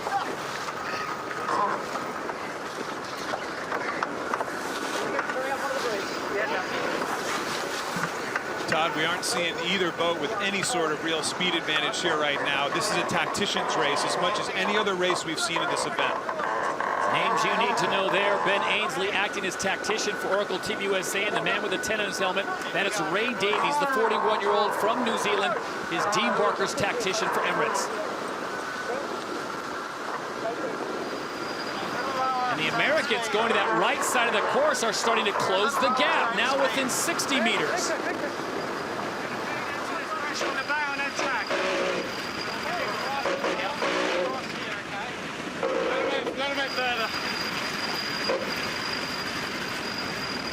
Good move. Higher, lower, good move. I think we keep this going, And there you see just how close it is with the Americans acting actually sailing a little bit faster, almost Ken a full knot faster. And they just popped up on their foils. It's just incredible speeds. These boats started this at the beginning of the week going 22, 23 knots upwind. Here they go in 28 or 29. And here's Oracle coming back with these guys. They're out in the middle of the race course. They'll start stirring it up again. Heading into a lockdown here, Nino. They're setting up into a lockdown.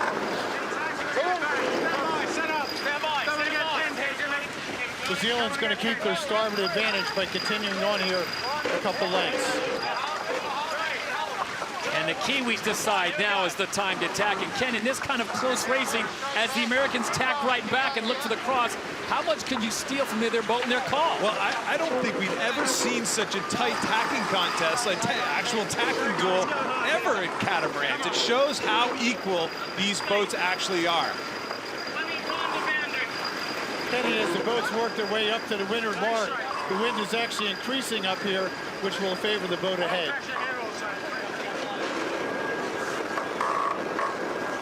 Todd, they're going to start looking to minimize maneuvers here. If Team New Zealand can just do one more tacking in, they'll probably do that and take the right-hand gate as we look out towards the Golden Gate Bridge, the right-hand mark. All right, looking to leg number 4, which side of the course would you want to be on? Well, you get starboard tack advantage like we saw the other day. You round that right-hand gate. If the boats were ever close and they came together on the first crossing on the run, New Zealand would have the advantage.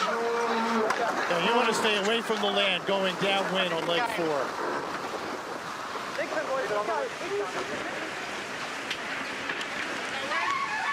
So the Kiwis take it all the way to the lay line on the left side of the course. We'll see if they can take it in all the way.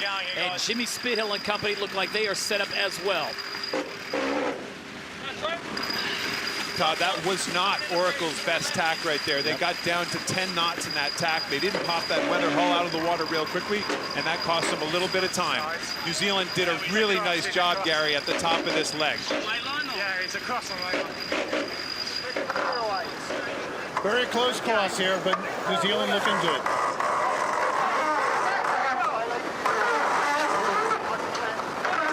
At mark number 3, the Kiwis, who had a 3-second lead at mark 1, a 6-second lead at mark number 2, and they will continue to pad that lead. This time it will be into the double digits as the Americans come through at gate number 3 and make the turn for home. They are now trailing Emirates Team New Zealand by 17 seconds.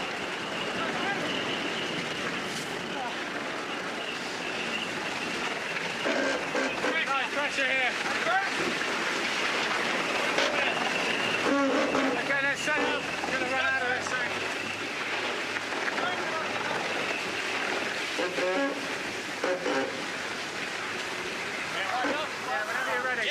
Oracle Team USA got into a tacking duel on leg number 3, and unfortunately for the Americans, it did not go their way. Emirates, who had been closed down by 25 meters to the Americans, now have a sizable lead of almost 200 meters.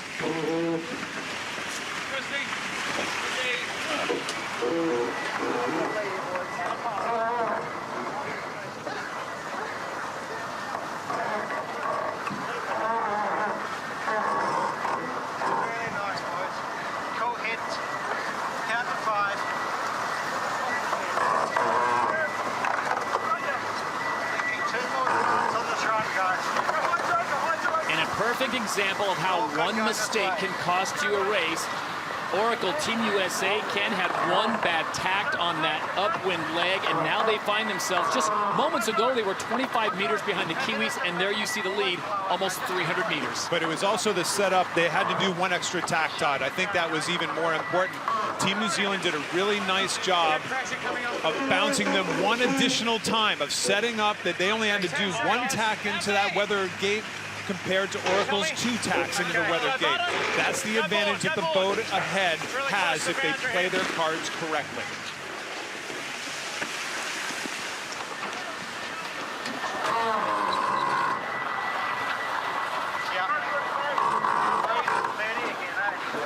A quick shot there of Ray Davies, the tactician for Emirates Team New Zealand, calling the race for Dean Barker, the skipper and helmsman.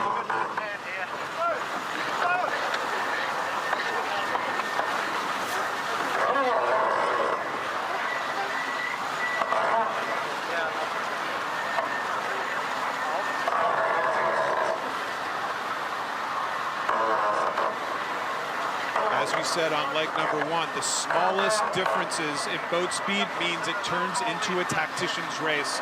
Obviously, Ray Davies, it was getting tight at that top mark. He nailed it, making Oracle do 2 jives. We'll know how nervous Team New Zealand here is in a second if they do 2 jives just to get over in front of Oracle. They seem pretty comfortable out there, though, right now, Todd. And while we have a moment, we go on the water. Gary Jobson for more on the measurement configurations. You know, I'm just looking at these 2 boats. They sailed right by us.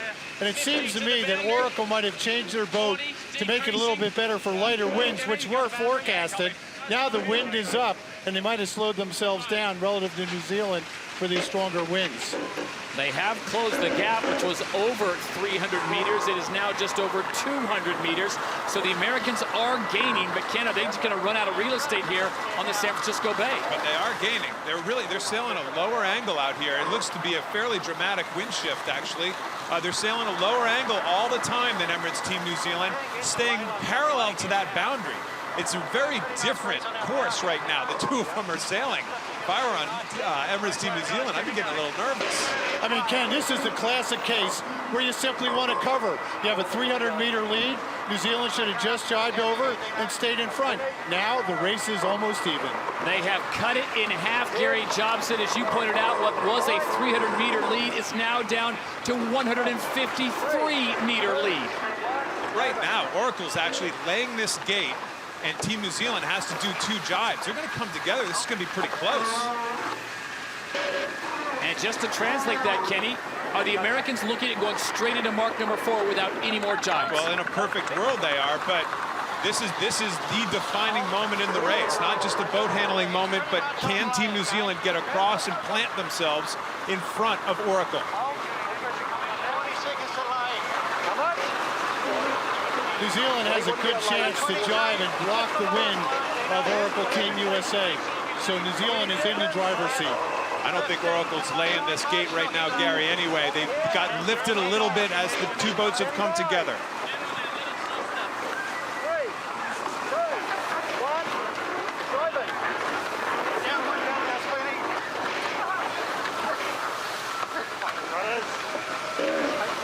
He's had a good, his drive's okay, he's clear ahead.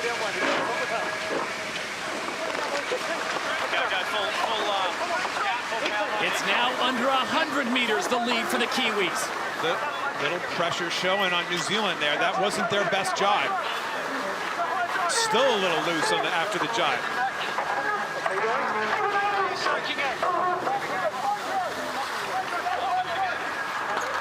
Both boats are going to have to soak to get around this mark. Soak, sail a lower course. Thank you. At mark number 4, the race is on. The Kiwis have relinquished a huge lead that was over 300 meters, and now it's down to about 85 meters, but just 1 leg to go as the Americans are close behind. Both boats got really slow there. They ended up overstanding the mark, being slightly upwind of the mark, but it doesn't seem to matter. New Zealand is in dominant position again. On board Oracle Team USA as they make the mark 18 seconds behind. I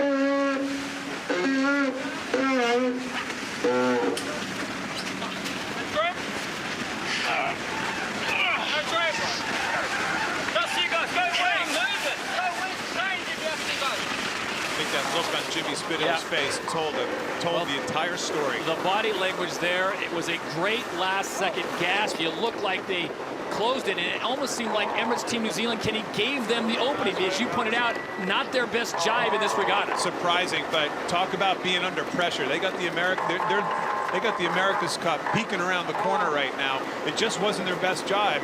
They need to be a little smoother in those tough, tight spots, but just enough to stay ahead. You know, Kenny, if that wind had stayed the same direction for Oracle Team USA for about 30 more seconds, they would have been exactly even. The wind did them in. Day number 8, race number 11 belongs to Emirates Team New Zealand. The Kiwis now just 1 win away from the America's Cup.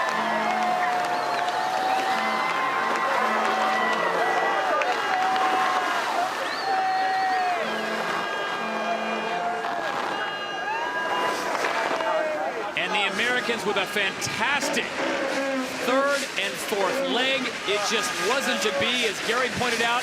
The wind did them in, and they just didn't have enough pressure to catch them.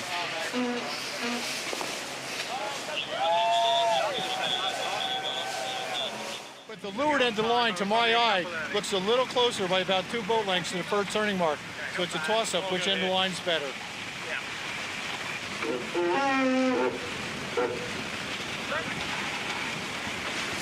And at 2:10, the defenders of the Cup make their move. Todd, you saw them slow down right at the last second. They were dangerously close. They thought they might actually be a little bit early there and actually slowed the boat down right at the last second. Doesn't look like it's really made a difference, though. Have a good one, Brad. Miles ahead of him here.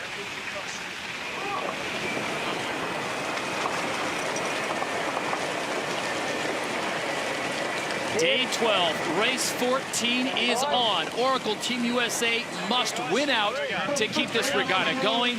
One more loss and the Cup will go to the Kiwis. We were talking about how loose these guys are on Oracle. You heard the last comment from Slingsby as they entered. Have a good one, bro. There doesn't seem to be a lot of pressure with these guys.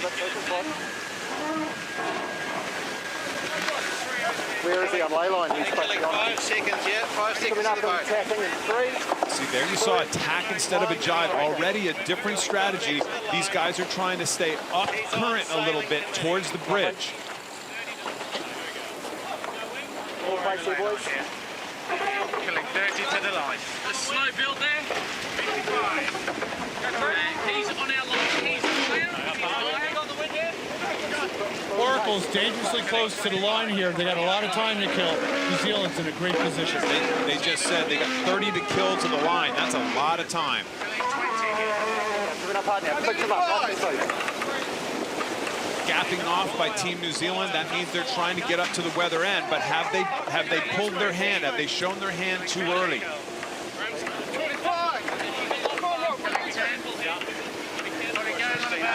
This is going to be a time and distance start, Todd. I like New Zealand's position here. 10 seconds to the line.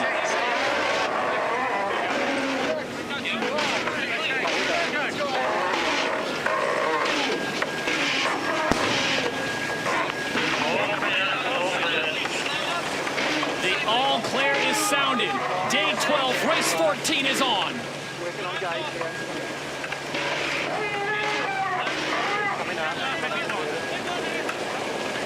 Top, this lighter breeze, I think it's going to allow Oracle to escape out from underneath. It's the same thing again.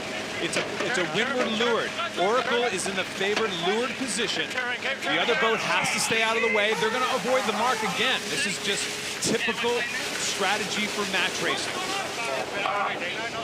So in fact, what they're doing, folks, if I'm correct, Kenny, is the Americans are just pushing the Kiwis as far off course as they can. They try to get them slow and then try to extend and gain as much as they possibly can here. Remember, the boundary is going to come into play fairly shortly.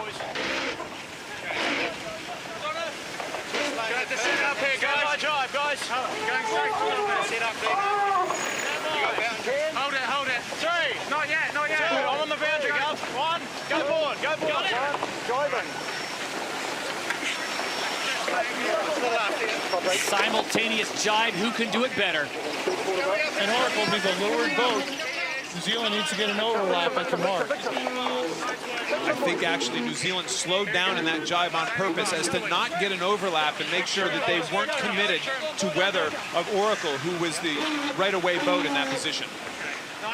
They do have to get down to this mark, obviously. They have to leave the mark to their right side. Sail up, mate. Sail up. Special there yet.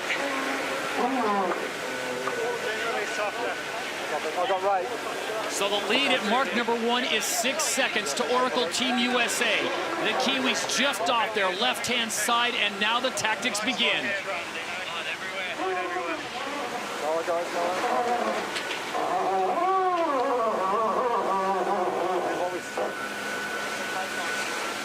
Very soft.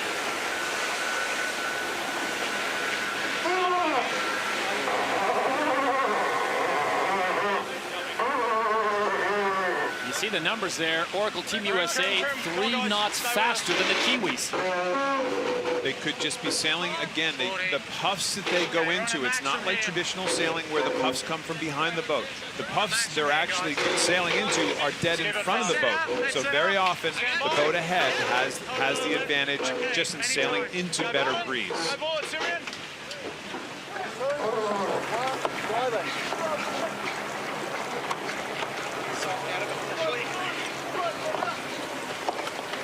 So the second jibe comes here on race number 14. And again, the Americans have a lead of over 125 meters as we check in on the water with Gary Jobson. Well, Todd, looking at the wind on the water here, it gets a lot lighter because they get closer to the gate. So staying in a good pressure, more wind is really going to be a premium. You want to jibe when you're in the stronger wind, not when it's light. And Gary, on the course, as we look down from the helicopter shot, where is the sweet spot on this course? Is it left, right, or center? Well, right now, I like the center of the course. There's more wind. When you get to either side, the wind gets lighter. And boy, is Oracle sailing fast. They're gaining like crazy. Better pressure this way, actually. Really nice mode. Keep it fast, Paul. It's getting a little slow.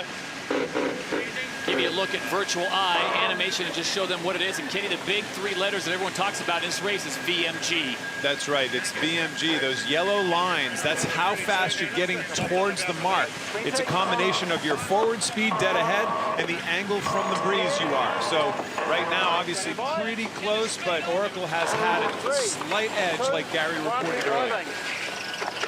VMG, or velocity made good, as the Kiwis jibe yet again. That graphic looks like a page out of my physics book in high school. Pressure is down, Hank. Pressure's down.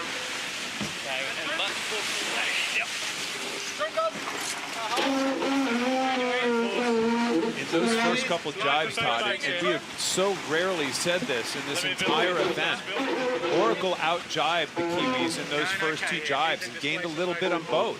And we just always have seen the Kiwis have better jibes than everybody else. It shows how far along these guys have come since the beginning of this series and their maneuvering problems. You've got pressure coming, so you're in a good mode, but just watch it if it gets lighter that we don't force the fly, okay? Okay, good mode here. This pressure's right there, but yeah, we're going to get there. And when you listen to Ben Ainsley, the tactician for Oracle, and he says good mode there. Is he just talking about he likes the wind that he's getting in this position? No, that's the VMG number that we're talking about. Good mode means your angle from the wind compared to your boat speed forward. It's that combination, that VMG number, that's what he's calling just mode, good mode. And again, your VMG is your velocity made good. And right now, Ben Ainsley, the 4-time Olympic champion, likes the way the defenders, Oracle Team USA, are sitting. 3, 2, 1, diving.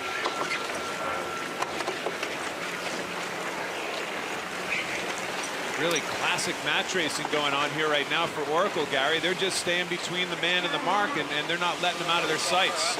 I love the way Oracle Team USA has improved their driving here over the last week and right out of the textbook. Stay between your competitor and a mark. A mistake both of these boats have made in previous races. They're not making that mistake now. And Gary, what do you think about gate selection? What side do you think the Americans are going to go for? Well, Ben Ainsley and Oracle Team USA has got the choice, left gate or right gate. I have to think he wants the left gate to work that cone underneath Alcatraz Island. There's less current over there, and that would be the best place to be. No problem with the time taking us down to the lane line. Yeah, I think, well, boy, really good, guys. Go through. They're going to have to set up there. Yeah, there they go. We've got 30 seconds, 30 seconds. Here. 25. So the Americans going about their business as they have grown the lead to more than 274 meters, dropping just minutely right there as we transition back to the Kiwis. Remember, they just need one more victory and the America's Cup is theirs. And again, they just aren't getting the pressure. They just aren't getting the speed that we're known to seeing them have on the downward leg. Yeah, this is nervous moments for all Kiwi fans all the way around the world. This is clearly nervous moments.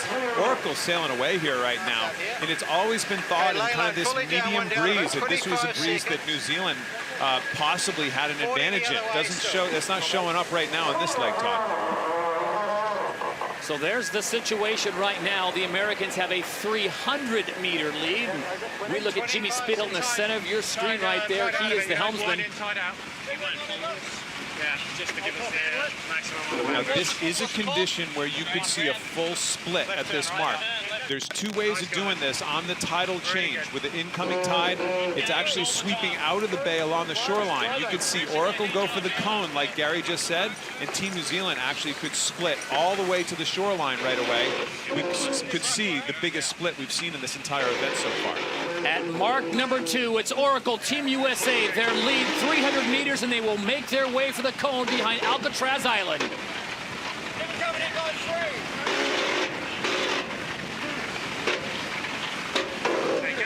The Americans' lead at gate number 1 was 6 seconds. It has more than doubled here on leg number 2. Just heard Ben Ainsley say, keep going straight here all the way to the boundary. So I guarantee you they had a playbook committed before this race started. If we're ahead, we're going for the cone. Their lead has been quadrupled from 6 to 24 seconds. The Kiwis will head towards the shore, and the Americans will look for relief in the cone behind Alcatraz Island.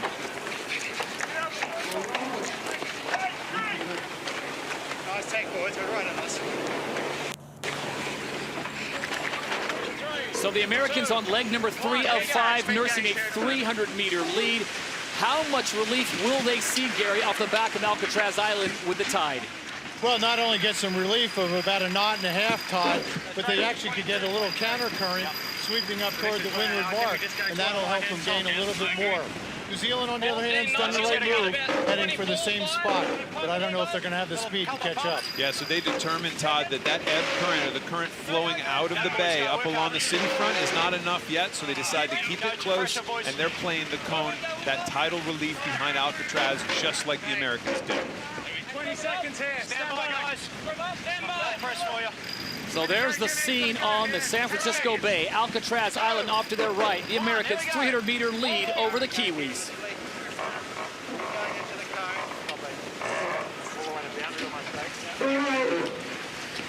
The lead is just over 270 meters for Team USA, the defenders of the Cup. The Kiwis trying to close it in, and there is Alcatraz Island. Ken, for the folks that don't know about the cone, the only thing I know about Alcatraz Island is somewhere you don't want to go. But for the sailors today, this is definitely somewhere they're heading towards. Yeah, so we talked earlier about either the relief, the tidal relief under Alcatraz, or potentially the tidal relief all the way on the San Francisco shoreline. Both of these boats determined that it's not early enough in the ebb or the change, so they've both elected to go up behind Alcatraz Island and try to stay out of the current that way. Hey, for Americans right now, it's an easy choice. Just stick with your competitor and hopefully stay between them and the mark. Yeah, we're just going to get past this line. Pretty much on boundary. Man, close to the boundary right there, Todd. That was kind of almost like the boundary snuck up on them, and they did a bit of a crash tack there. That was not their best tack, but nonetheless, still a nice little lead. Folks have found a spot all along the waterfront here in San Francisco. People have made their way out to Alcatraz, and look at our good friends out at America's Cup Park. That is some prime real estate with the Coit Tower behind them. They are watching on, as is the rest of the world. This is the 34th America's Cup. Up when can't, Simeon.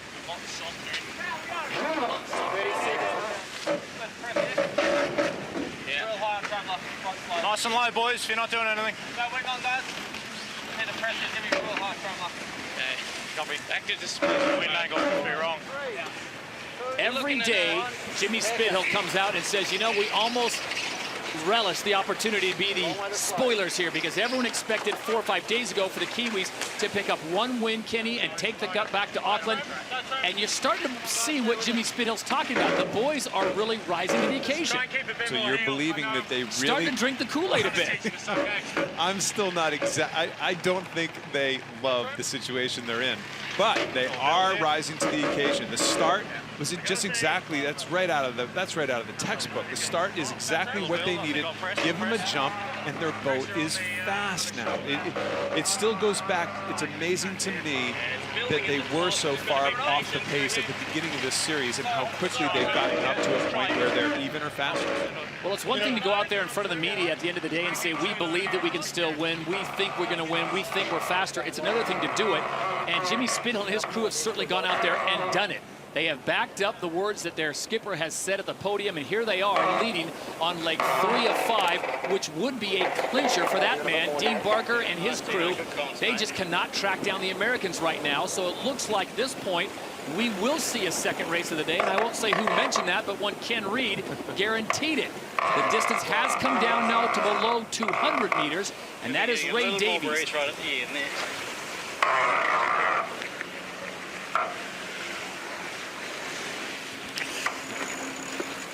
There is no quit in any of these guys, that's for sure. So they'll shake it off. And the race isn't over, Todd. Don't get me wrong here. And how about this? What was a 300-meter lead now comes down to 140 meters. And Gary, why the big drop for the Americans? Well, what's happening here, Todd, is the wind is actually getting lighter at the top of the course, and so they're going slower.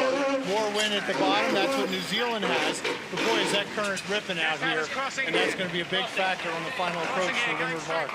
Ripping, what I mean, flooding coming into the bay. Boy, that was a big change there, wasn't it? I think it just got light for the guys ahead along that shore, and they really came back into them in a big way, the Kiwis did.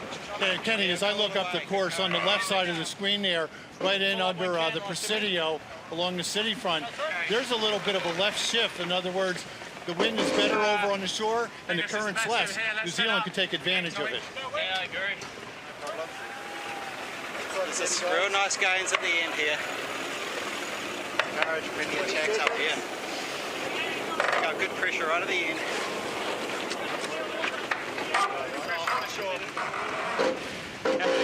Here we go. Come on. Okay, boys, here we go. Tilting.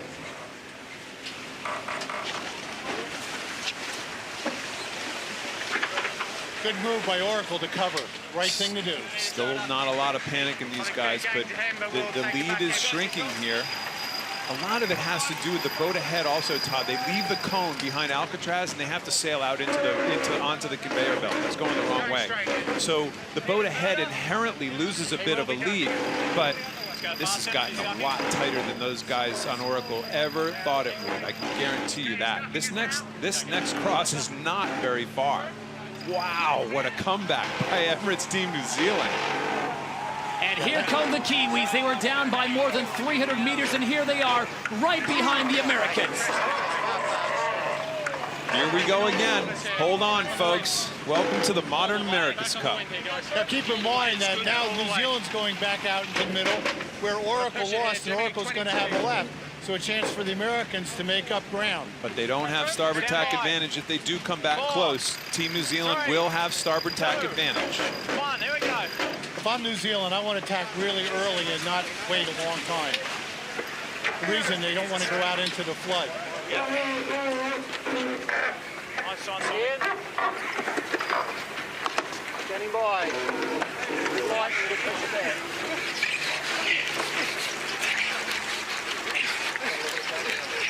Wow, what a slow tack by New Zealand. Gary, we could really see in these helicopter shots a very distinct current line out there, right smack between the two boats right now. Right, the current's worse on the right, Ken, than the left as we look at it from the air. Correct. There's a nice little game back by the guy to the left. You wonder if they're going to tack before this current line, Todd. That'd be two tacks in quick succession. Very tough to do that. They can lose more. Look for Oracle to tack in 2 to 3 boat lengths. Yeah. I agree, it's good. Yeah, it's great with that. Got a high mode in general, Colin. Tide and wind pressure, and right now both boats are basically walking on an escalator the wrong way, and they are trying to get as much pressure as possible. As Gary has pointed out and Ken Reed, it looks like the left side of the course has more favorable winds, and so that is why both boats are hugging the shore front. It's such a fine line with these boats because they do maneuver, even though we keep saying how much better they've gotten at tacking. catamarans are notoriously really bad tacking boats. So you try to minimize as many maneuvers as you can while staying on the proper side of the conveyor belt here. Tough for both boats at this stage. Very different shaped jibs here right now, Kenny. You look at the New Zealand boat, it's a very high aspect sail. In contrast, Oracle's got a very low aspect sail. You think, I'm just wondering, because you're the sailmaker, having that higher jib, is it helpful to the New Zealanders? Well, it does look to be just a little bit bigger sail. You know, a lot of times these sails, they help the wing itself just create flow over the backside of the wing. You wonder if the small bit of overlap that Oracle has makes up for the fact that it's smaller jib in general. I'm surprised these guys did go back and left earlier, Gary, but it seems like they're in kind of a high slow mode to get up in front of New Zealand. Yeah, I like the course that the USA is sailing. High, slow, just close it up, take away any passing lane. Good move by Oracle. He's gone soft at this stage. It'll be a little dip if he tacks, okay? And then we'll set up just past him. So if he tacks, it's a definite dip. That's a hand bearing compass Ray Davies is using there to take bearings on the other boat.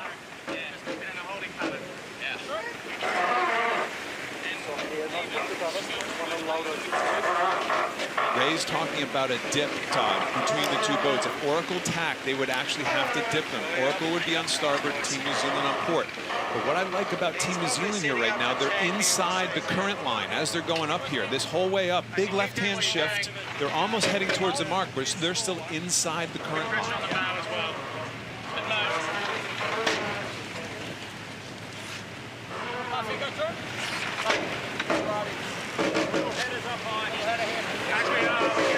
No problem, so we're just keeping in a holding pattern. Let's go on board Oracle Team USA and listen in. We get to ley line a minute. I think we've got to speed up a bit. Sorry, I think we've got to speed up a bit. They're really coming at us. Yeah. You call it. Again, Todd, they're talking about the modes between the boats. They're really coming at us. That means the other boat's lower and faster. These guys are high and slow, just trying to get up in front of them. Yeah, nice mode here. Nice mode. New wind filling into windward. That'll help Oracle Team USA get the wind first. Right behind him at this. Right now, I think they're just going for the least possible maneuvers they can do. Oracle will probably just do one tacking in, and New Zealand will follow them through. Like Ray Davies just said, will be really close. The other day, you know.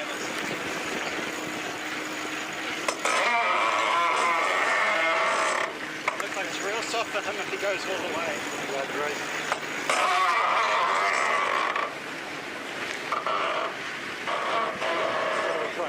Both boats, VMGs. Oracle's a little higher, a little closer to the wind, slightly slower. So again, that higher, slower mode, they're trying to tactically get up in front of Emirates Team New Zealand. Up ahead, I see the wind turning to the right. That'll help Oracle. They're going to attack with a favorable wind shift.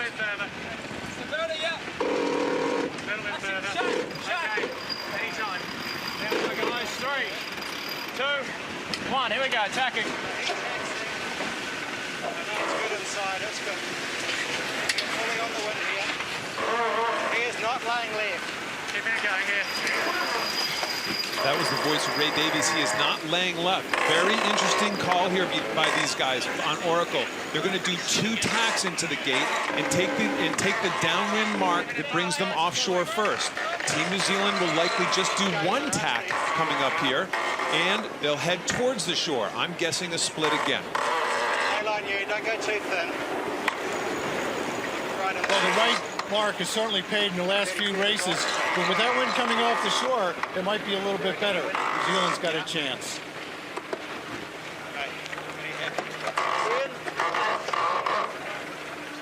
Getting by.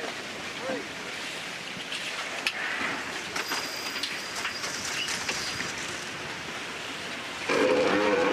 Get it going on the foil here. Should be good. Will the strategy pay off for Oracle Team USA? They throw in one extra tack, and now they are inside the gate, gate number 3. 2 more legs to go, and the Americans will have a victory, but the Kiwis are coming fast.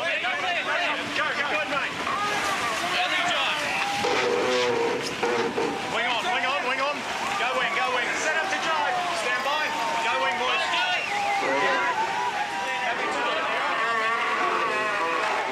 Anytime here. Okay, go bottom. Go board, Turin. Todd, I'm nervous, and I'm not but I mean, the Kiwis, this is just the Kiwi mentality. They just don't ever quit. New Zealand has chopped 9 seconds off what was a 24-second lead at gate number 2. It now stands at 15 seconds. And did they make the right call? Everyone here is watching, cheering on the Kiwis, cheering on the Americans. New Zealand needs to jibe soon. They got to get this in the center and get some maneuvers going if they want to pass. Gutsy call by Oracle at that top mark to throw in that extra tack. Not only they gave up starboard tack there as well, but they were really committed to wanting to go offshore first, and it looks like it's paid off. It's gone from a small lead to a reasonably big lead in a short period of time because of that second tack. Great call by Ainsley. So the lead is back up to 300 meters for the Americans. They rolled the dice and it came up Yahtzee. Will it pay off with 2 more legs? We've only got 50 the other way. This pressure's starting to grip. There's another one. And this has got to be disheartening for the Kiwis, because this is what the Americans look like hitting on leg number 2 going downwind. They just sped away. That extra tack, I can't underestimate how much that was a big call by those guys, by the guys on Oracle, to do the extra tack at the top mark. Just gave them, it launched them. It went from a small lead to a launch by actually doing an extra maneuver. Kind of rare in the catamaran sailing that we've seen for a while now. 3, 2, 1, driving. Good left hand.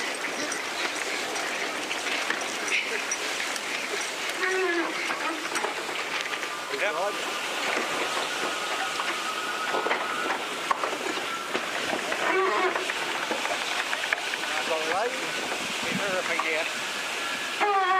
San Francisco Bay is the setting for the 34th America's Cup. Oracle Team USA, the defenders, need to win out 6 more races, and the Cup will stay in the States. If they have one misstep and give one victory to the Kiwis, the Cup is heading down under. Boy, Oracle just had a really slow tack, and all of a sudden we're calling this race over, and it's launched to, they close right up to 100 meters again. Really slow tack. Gary, it must be very puffy down in the water. Very puffy and very light along the shoreline.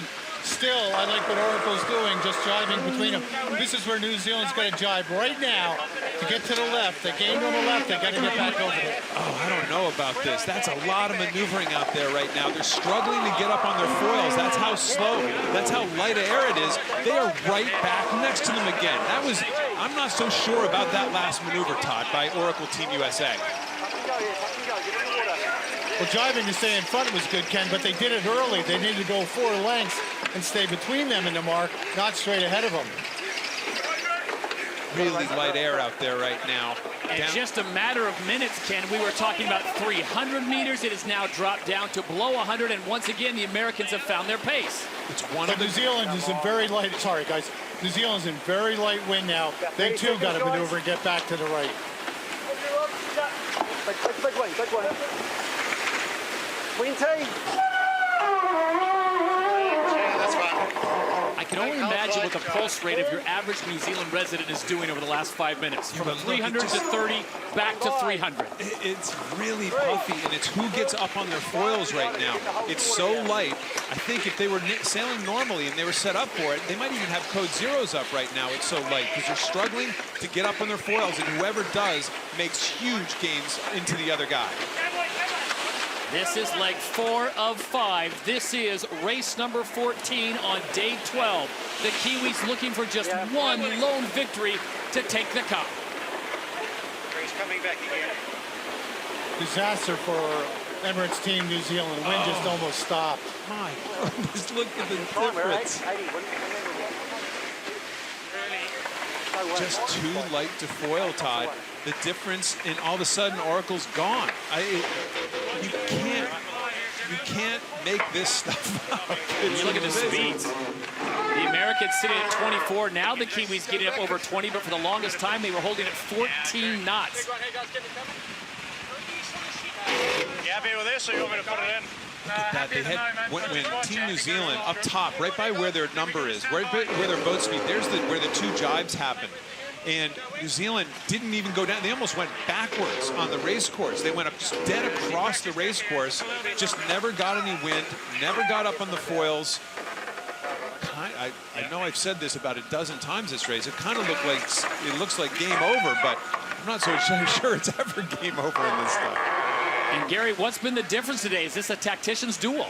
Well, it certainly is a tactician's duel, and Ben Ainsley's winning that tactic duel. But I go back to the start. Oracle Team USA, by my count, had at least 6, maybe 7 time runs, practice starts. I didn't see New Zealand do any. They lost the start, and that was where it set the pace. You got to practice before you race these boats, and they didn't do much practice at all on New Zealand. Well, let's take a look at virtual eye and the dog leg that the Kiwis had in the red. Look at that in the middle. Yeah, in the middle, they took that left-hand turn. It's the red line, took a left-hand turn, and in essence didn't go anywhere down the race course for about 2 minutes there. All the while, Oracle Team USA is just boogieing down the city front, and off they go into a nice little lead. But listen, this is nothing is over out here right now. It's who can get up on their foils. It's that light air that doesn't allow you to easily get up on your foils. Here's New Zealand ripping right into them again. By the way, there's 11 minutes left in the time limit to get to the finish line. 11 minutes. Looks pretty soft out of this. Yep, I'm happy to go. We've got to mix it up a click here. Happy to go here. 20 seconds. God, it was just 800-meter difference, and all of a sudden they're right back in the game again.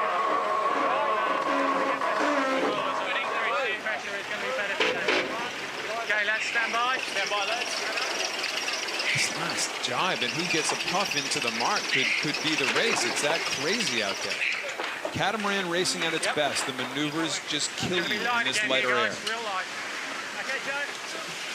Big ease. He's higher. Happy to keep it. Go, Trevor. Go, big one. Big one here, guys.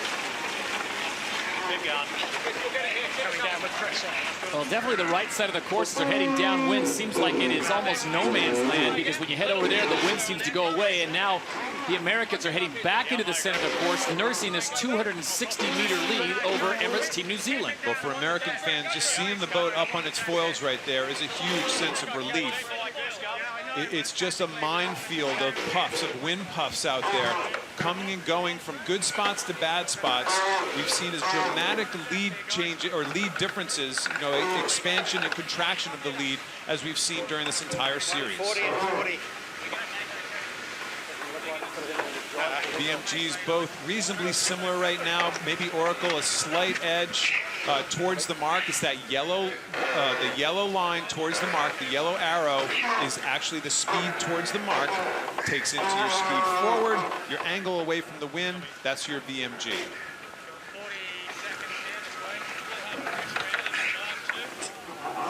Oracle has 9 minutes to reach the finish line on the time limit. Gary Jobson's referring to is the 40-minute time limit, and it was just 2 days ago that the Kiwis were on the last leg, and the 40-minute time limit expired.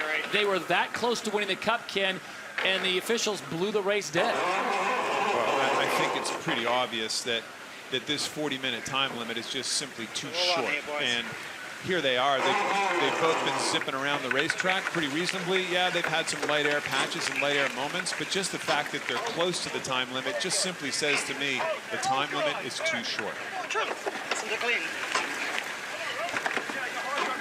I don't think this race is ever over, though. Look at here comes New Zealand going only 8 knots faster than Oracle right now.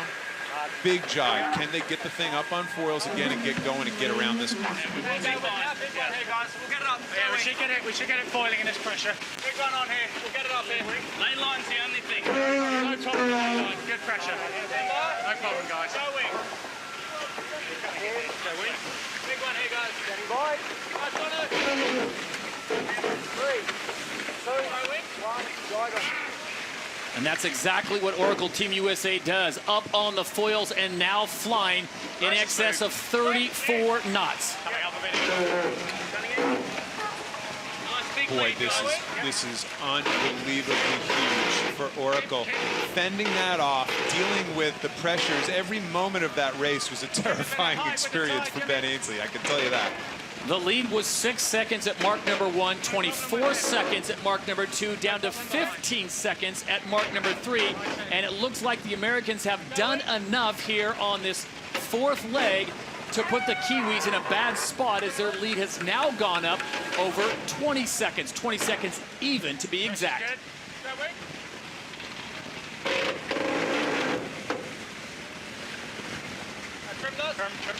Todd, that's why you have a 4-time Olympic gold medalist as your tactician. Just clearly cool under pressure, dealt with the situation. I mean, it is terrifying being in those shoes at times when you see the other guy reeling you in, like Emirates Team New Zealand was doing it a few times during that race. 36-year-old Sir Ben Ainslie, a 4-time Olympic gold medalist, also has a silver in his collection.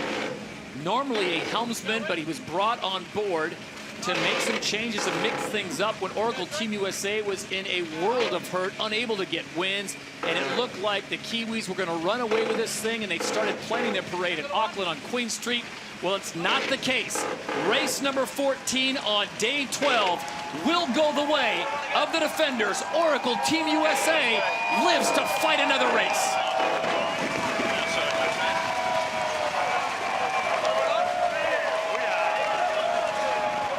Don't run into the dock after the race. Wow. Wow. No other word. And give these guys, give New Zealand a ton of credit. They were way behind a few times. They did not quit. It just shows you, stand by, folks. We got another race to go here, and there's nothing off limits at this stage. So the big key today is Oracle Team USA has starboard entry and Emirates Team New Zealand has port entry. As we check in on the water with Gary Jobson. Gary, is that port entry going to be as big as it has been in the last few days? I think New Zealand's very lucky to have the port entry today. And with this flood tide, you normally want to stay right at the windward end of the line and get the puffs worse than use the current. But right now, the leeward end is closer to the first turning mark, so I look for the boats to fight for that leeward end.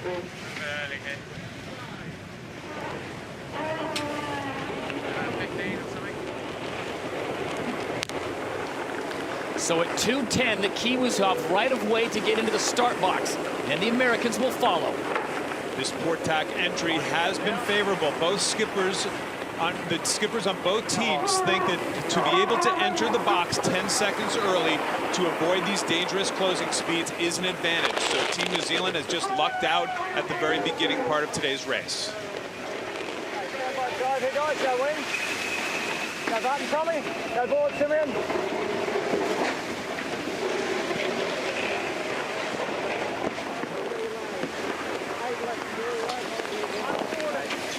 Okay, we are 5 over. He's 5 over. 4 over. Here's where the tactician will start to feed information to the helmsman, but the helmsman, listen, don't be shocked to know that the helmsman is totally in control here, using their instincts, setting up to not only get to the line on time, but to try to get themselves in between the other boat and the first mark. Coming up on the way.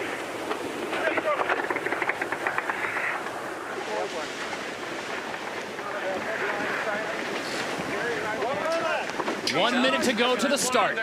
Team New Zealand has set themselves up very far down low in the box. Oracle is way up high looking for a gap between the boats. It's called a gapping off. They might try to use that gap if they can get to the line at the same time to have a better angle to mark 1 and roll over the top.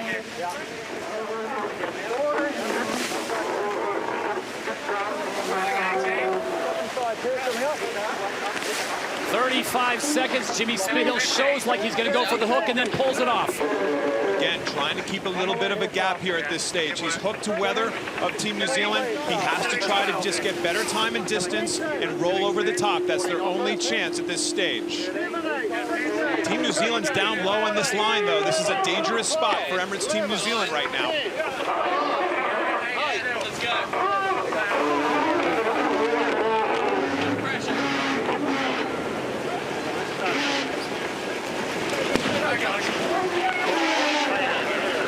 The wind is good. We are all clear. Race 19, one race for it all. Such a critical moment in this race.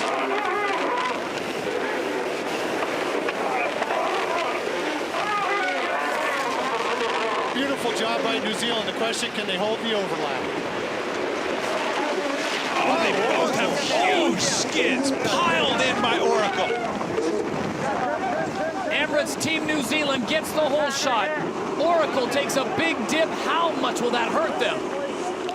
Both boats got really loose there, right at that mark. Just, this is what we have to show for this race. This is incredible already.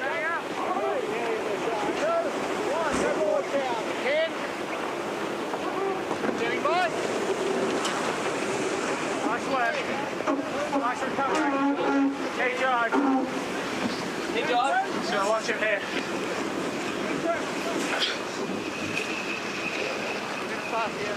So Oracle up on their foils. You heard Ben Ainsley, the tactician, say nice recovery. The Kiwis just off to their right.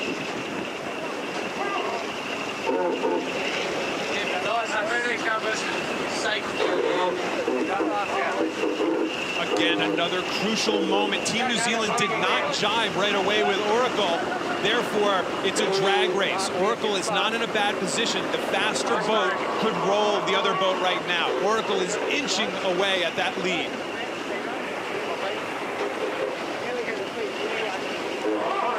Let's check it on the water with Gary Jobson. Well, Oracle there really hit a bad wave and went up and down and lost it. But boy, are they sailing fast. They've just gone right by us. So from our position, Oracle's got a little bit more speed. The big question here for Jimmy Spittle, can he block the win in New Zealand? He's going to go forward about 2.5 lengths. They trail by 40 meters to the Kiwis. This is a winner-take-all at the 34th America's Cup.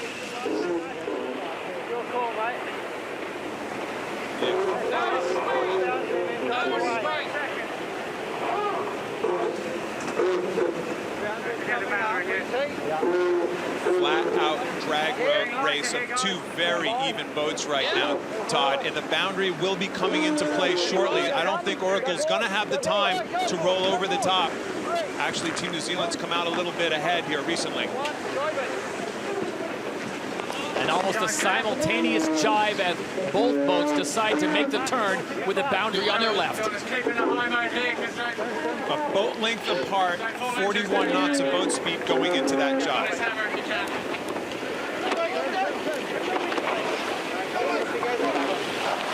You might think being ahead is better, but really, when you're behind, you put a lot of pressure and make the leading boat nervous. These are sights and sounds that nobody in sailing ever dreamt we would see. This is just a new sport that we are witnessing here in the 34th America's Cup.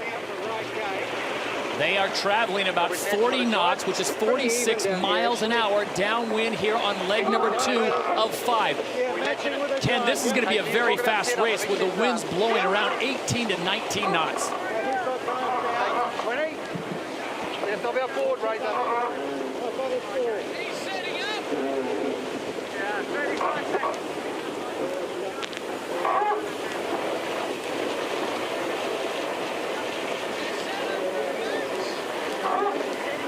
Emirates on the left, Oracle Team USA on the right as they approach mark number 2. Ken, what are the options first for the Kiwis? Well, for the Kiwis, you're trying to stay in sync now. They learned the hard way yesterday. At this stage, they were ahead yesterday, remember, in that second race, and they allowed Oracle to split and get to the other mark of the gate down here at the leeward end. Don't let the split happen. Go with a match here at this stage.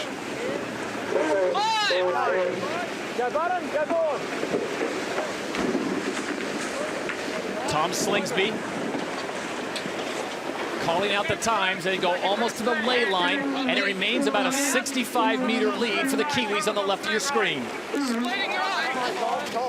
Kiwis have done a great job of staying in sequence with these guys the whole way down and holding a really, really small lead right to the gate.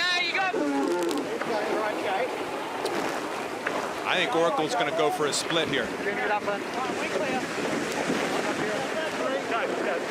At gate number 2, the Kiwis will head farther offshore, and the Americans will split the course yet again. Setting up. 20.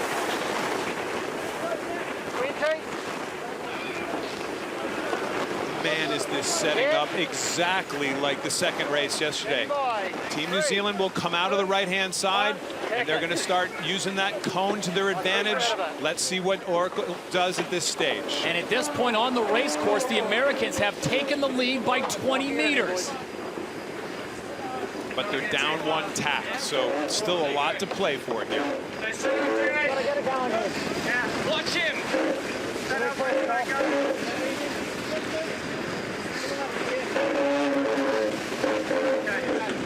As the American lead grows up to 69 meters, Gary Jobson, who has the right spot, and where is the sweet spot on this course as they head upwind? Well, position-wise, I like Emirates Team New Zealand. They've got the starboard advantage, but they're sailing slow right now. They really got to kick it up a notch if they want to hold on. Here comes the moment of truth. This is the moment of truth. Port starboard. Oracle likely will be dipping at this stage. Then they will have the starboard tack advantage. This is the race that we only dreamt of. And on the cross, the Kiwis take the lead back. With the starboard tack right away, the Kiwis are allowed to cross ahead of Oracle at that stage. Working hard here, boys. 40.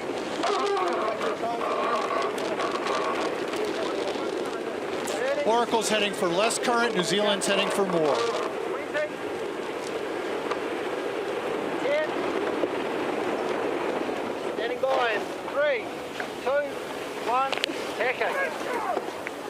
And as the Kiwis tack on the far left side of the course, the Americans stay on course with good speed, and this will close the gap substantially. Todd, remember, this is where Oracle turned on the afterburners yesterday. It was speed that we have never seen out of an AC-72 upwind. Let's see if they have it in them again today.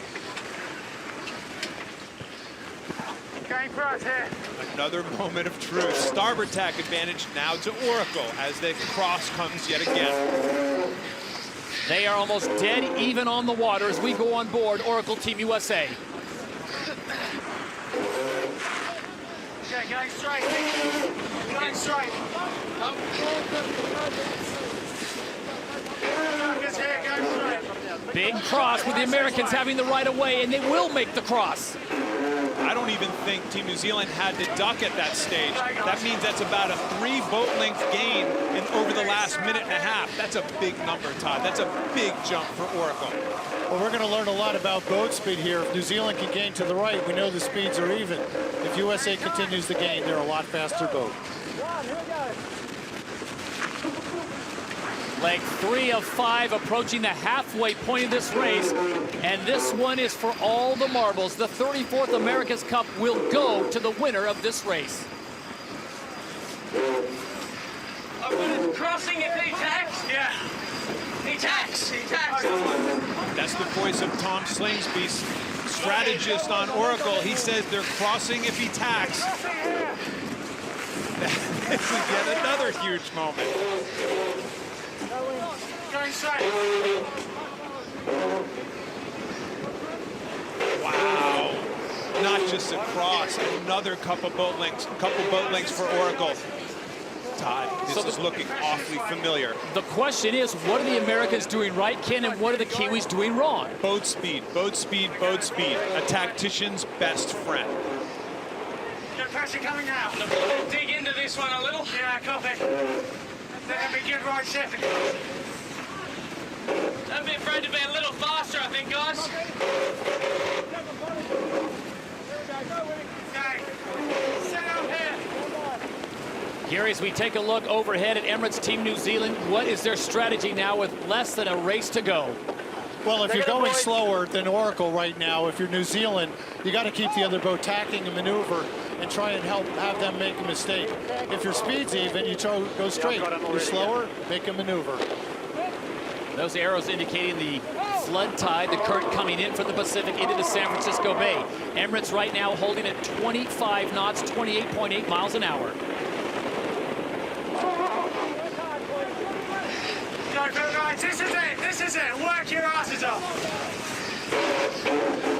Going straight. As commentated by Mr. Ben Ainsley.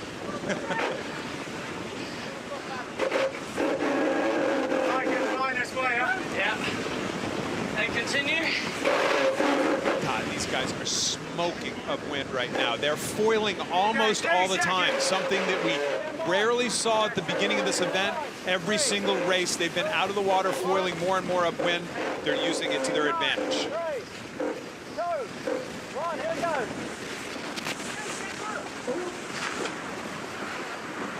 The lead is now 162 meters. Yeah, keep going, guys, keep going.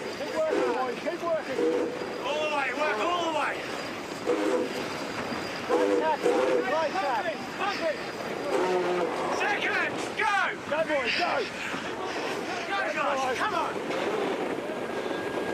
Todd, the wind continues to build here, but not over the limit. They get around the top mark. There is no wind limit after that point. It just peaked moments ago at 20.7 knots. Our wind limit on the day is 24.4. So as Gary Jobson was pointing out, if they get around mark number 3, the wind limit is waved off. And right now, Ken, that's got to be advantage Oracle Team USA. Todd, these guys are down the road. Gary, it's windy out there, though, isn't it? Is it getting windier? It is getting a little windier, particularly at the top end of the course. It's hard to see that because of the strong flood tide that keeps those waves down. These guys have done everything right in this race, except they just don't have the pace.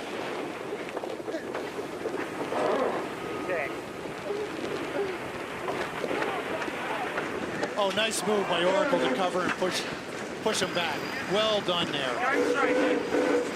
Ben Ainsley, the tactician on board Oracle Team USA. The man on the far right of your screen is a 4-time Olympic gold medalist. Okay, and second.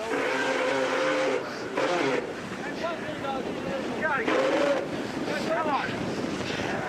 This is it. All the way here, Jimmy.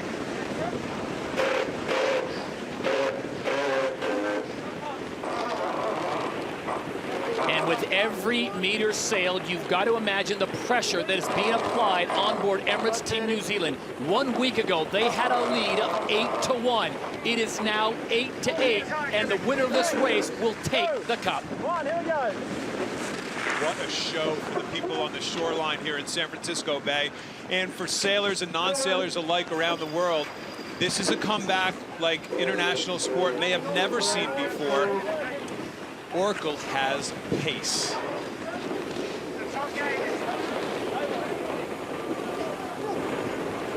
Folks, this is a complete role reversal of what we saw 7-8 days ago. It was the Kiwis putting it to the Americans.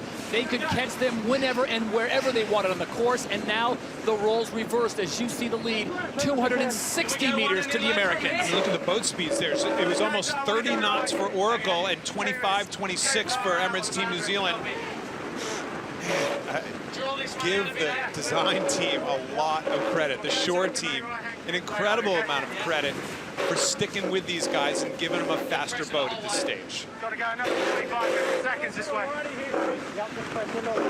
They were right-handed then. But let's not forget, Emirates Team New Zealand 3 or 4 times over the last couple days have been able to close the race down on leg 4 to less than 100 meters. So if the Americans think they've got this thing wrapped up, Kenny, give them a pep talk, because you know Dean Barker is going to throw it at them when they make the turn to head home. Well, these guys, there is zero quit in these guys, but holy smokes, would you look at that? Talk about demoralizing, just gone right now. If you're Oracle, just gone. Gary, this is every time they leave the dock, they seem faster. Okay. You know, they made some improvements since we saw them just yesterday. We're right alongside Oracle Team USA, And it's an impressive sight seeing them foil upwind as they are doing right now. Great gains, guys, great gains. Great work, boys. No problem. Jimmy, a lot of high load here. Really high load. Just get it on the foil and then we'll do it. Really big wind up at that windward gate. Oracle's got to be very careful making that rounding. They can't make a mistake at that point. As we saw during the Louis Vuitton Cup, Emirates Team New Zealand pole pitching, almost taking the thing over and losing 2 crew member over the side during that race. No harm, no foul, but to Gary's point, with that big of wind and a 13-story wing, you got to be pretty careful. Todd, Team New Zealand is going 27, 28 knots upwind. That's almost 30% more faster than they went in the Louis Vuitton Cup, and the other boat is killing them at this stage. Unbelievable speed gains. Makes me wonder, Ken, maybe they were a little conservative on the start, knowing that they were that fast relative to New Zealand. 3, 2, yeah, 1, keep it on the way. I'm not sure Jimmy Spithill's ever been conservative at anything, Gary. So there is the track AC live line showing you just how far the Americans are out in front. The man with the 10 on his helmet, that is Ray Davies, the 41-year-old Kiwi, acting as tactician.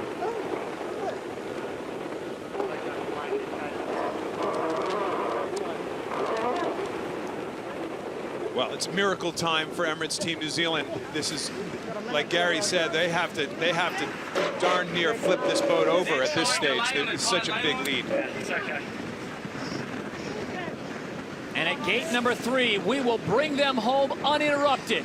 It's Oracle Team USA with a huge lead. 2 more legs, and the Americans will retain the cup. And for Team New Zealand, they have to find some wind and some speed if they want to take the cup to New Zealand. Okay, here we go.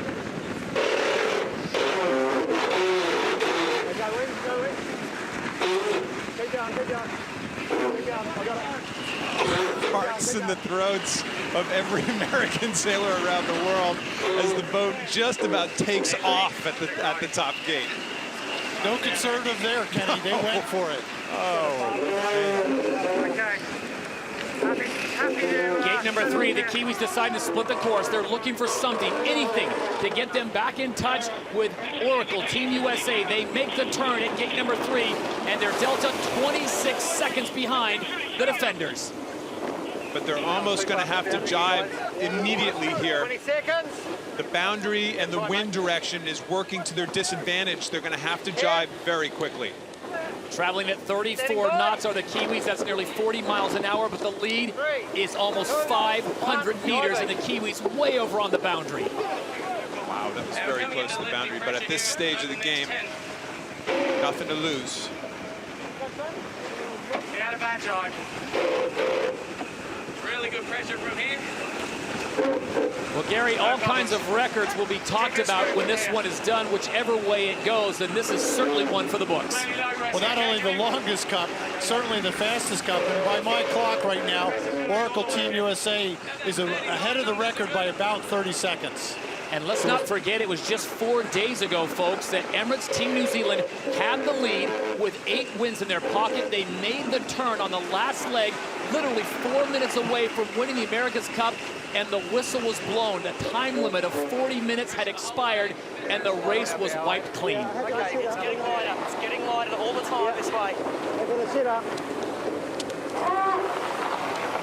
Todd, the last successful defense of the Cup was America cubed in 1992. One thing in common with this Cup, there was a Kirby on board. Rome Kirby with these guys, his father Jerry Kirby on board in 1992.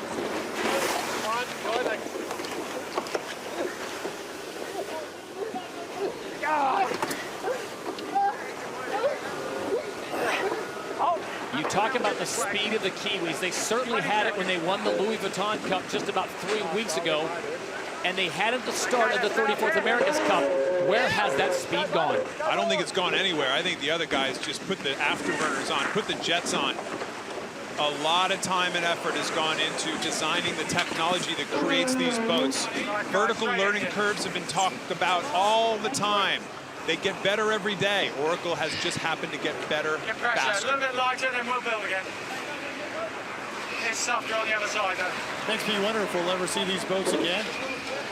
These AC-72s are the vision of Larry Ellison and Russell Coots as they put this together. After winning the last America's Cup, they had the right to determine where it would be contested and in what boats. These AC-72s were their dream, and a lot of people said, Kenny, it'll never work. It's too expensive. It won't be exciting. Au contraire. Here we are, breaking down barriers into history of the America's Cup. Never have we seen anything like that. The epic comeback continues. Yeah, gonna come up a little way. Is that a smile? It's a close smile. Very close. Jimmy Spithill, the skipper and helmsman on board Oracle Team USA. Australian by birth, married to an American woman. As he is bringing this thing home, we can see gate 4 in the distance. We should get to lay line here. Just got to watch the pressure on the backside of Alcatraz.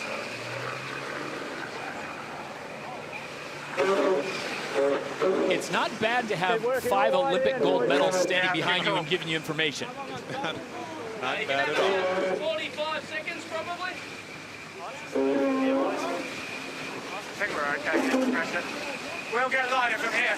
Keep working it. There's a smile. Slowly get softer from here. We'll get softer here, guys. I think it's better just go to lay line. Don't smile yet, Jimmy. We've got 15 on the box, but I think it's further. A little faster, Tom. A little bit further. For more than 10 days, Jimmy Spithill sat down at press conference after press conference and said, we can still win this. At 8-1, Jimmy Spithill said, we believe we can still come back and win this. And Ken, we had the conversation and said, what is wrong with him? You got to know when you're beat. He just never knew it. He never knew it. I give both of these guys credit. They've both had incredible streaks, winning and losing streaks. Dean Barker and Jimmy Spithill. Not the best jibe on Oracle right there, by the way. But they've both handled their press conferences, the pressure with incredible poise. And we have to take our hats off to both of them. You know, Ken, if you're going to go out here, New Zealand did a really good race. They won the start, got the lead at the second gate. What else could they have done? They're just a little bit slower. At the end of the day, it is always the faster boat that is going to win. And tacticians aside, over the last 8 races, it has been Oracle Team USA. And just to continue on with what Ken was talking about, if this stands the way it is, this will definitely hurt for Emirates Team New Zealand and a nation. I will say this, Dean Barker, Ray Davies, and their crew are some of the classiest men you will ever come across. At mark number 4, Oracle Team USA makes the turn for home. Yeah. And I never thought I would say this, but Oracle's going to win the America's Cup. This is incredible. So what was dubbed as a race for redemption for Dean Barker and Emirates Team New Zealand looked like it was on course as they led a week ago, 8 wins to 1. They were sitting on match point.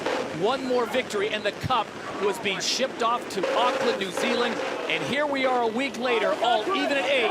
And it is Oracle Team USA that is just moments away from keeping the cup.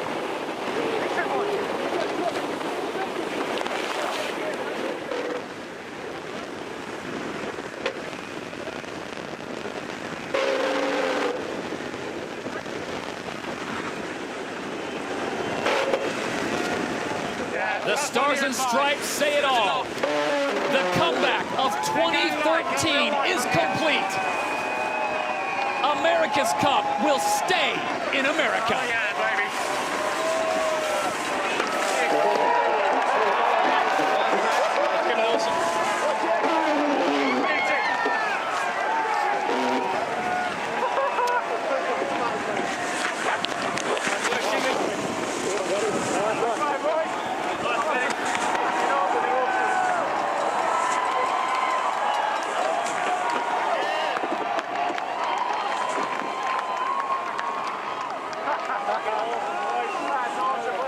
And as the celebration commences on the shores here in San Francisco for the home team, Emirates Team New Zealand comes across the line with 8 wins, 1 short for more than a week. Their final delta in excess of 43 seconds.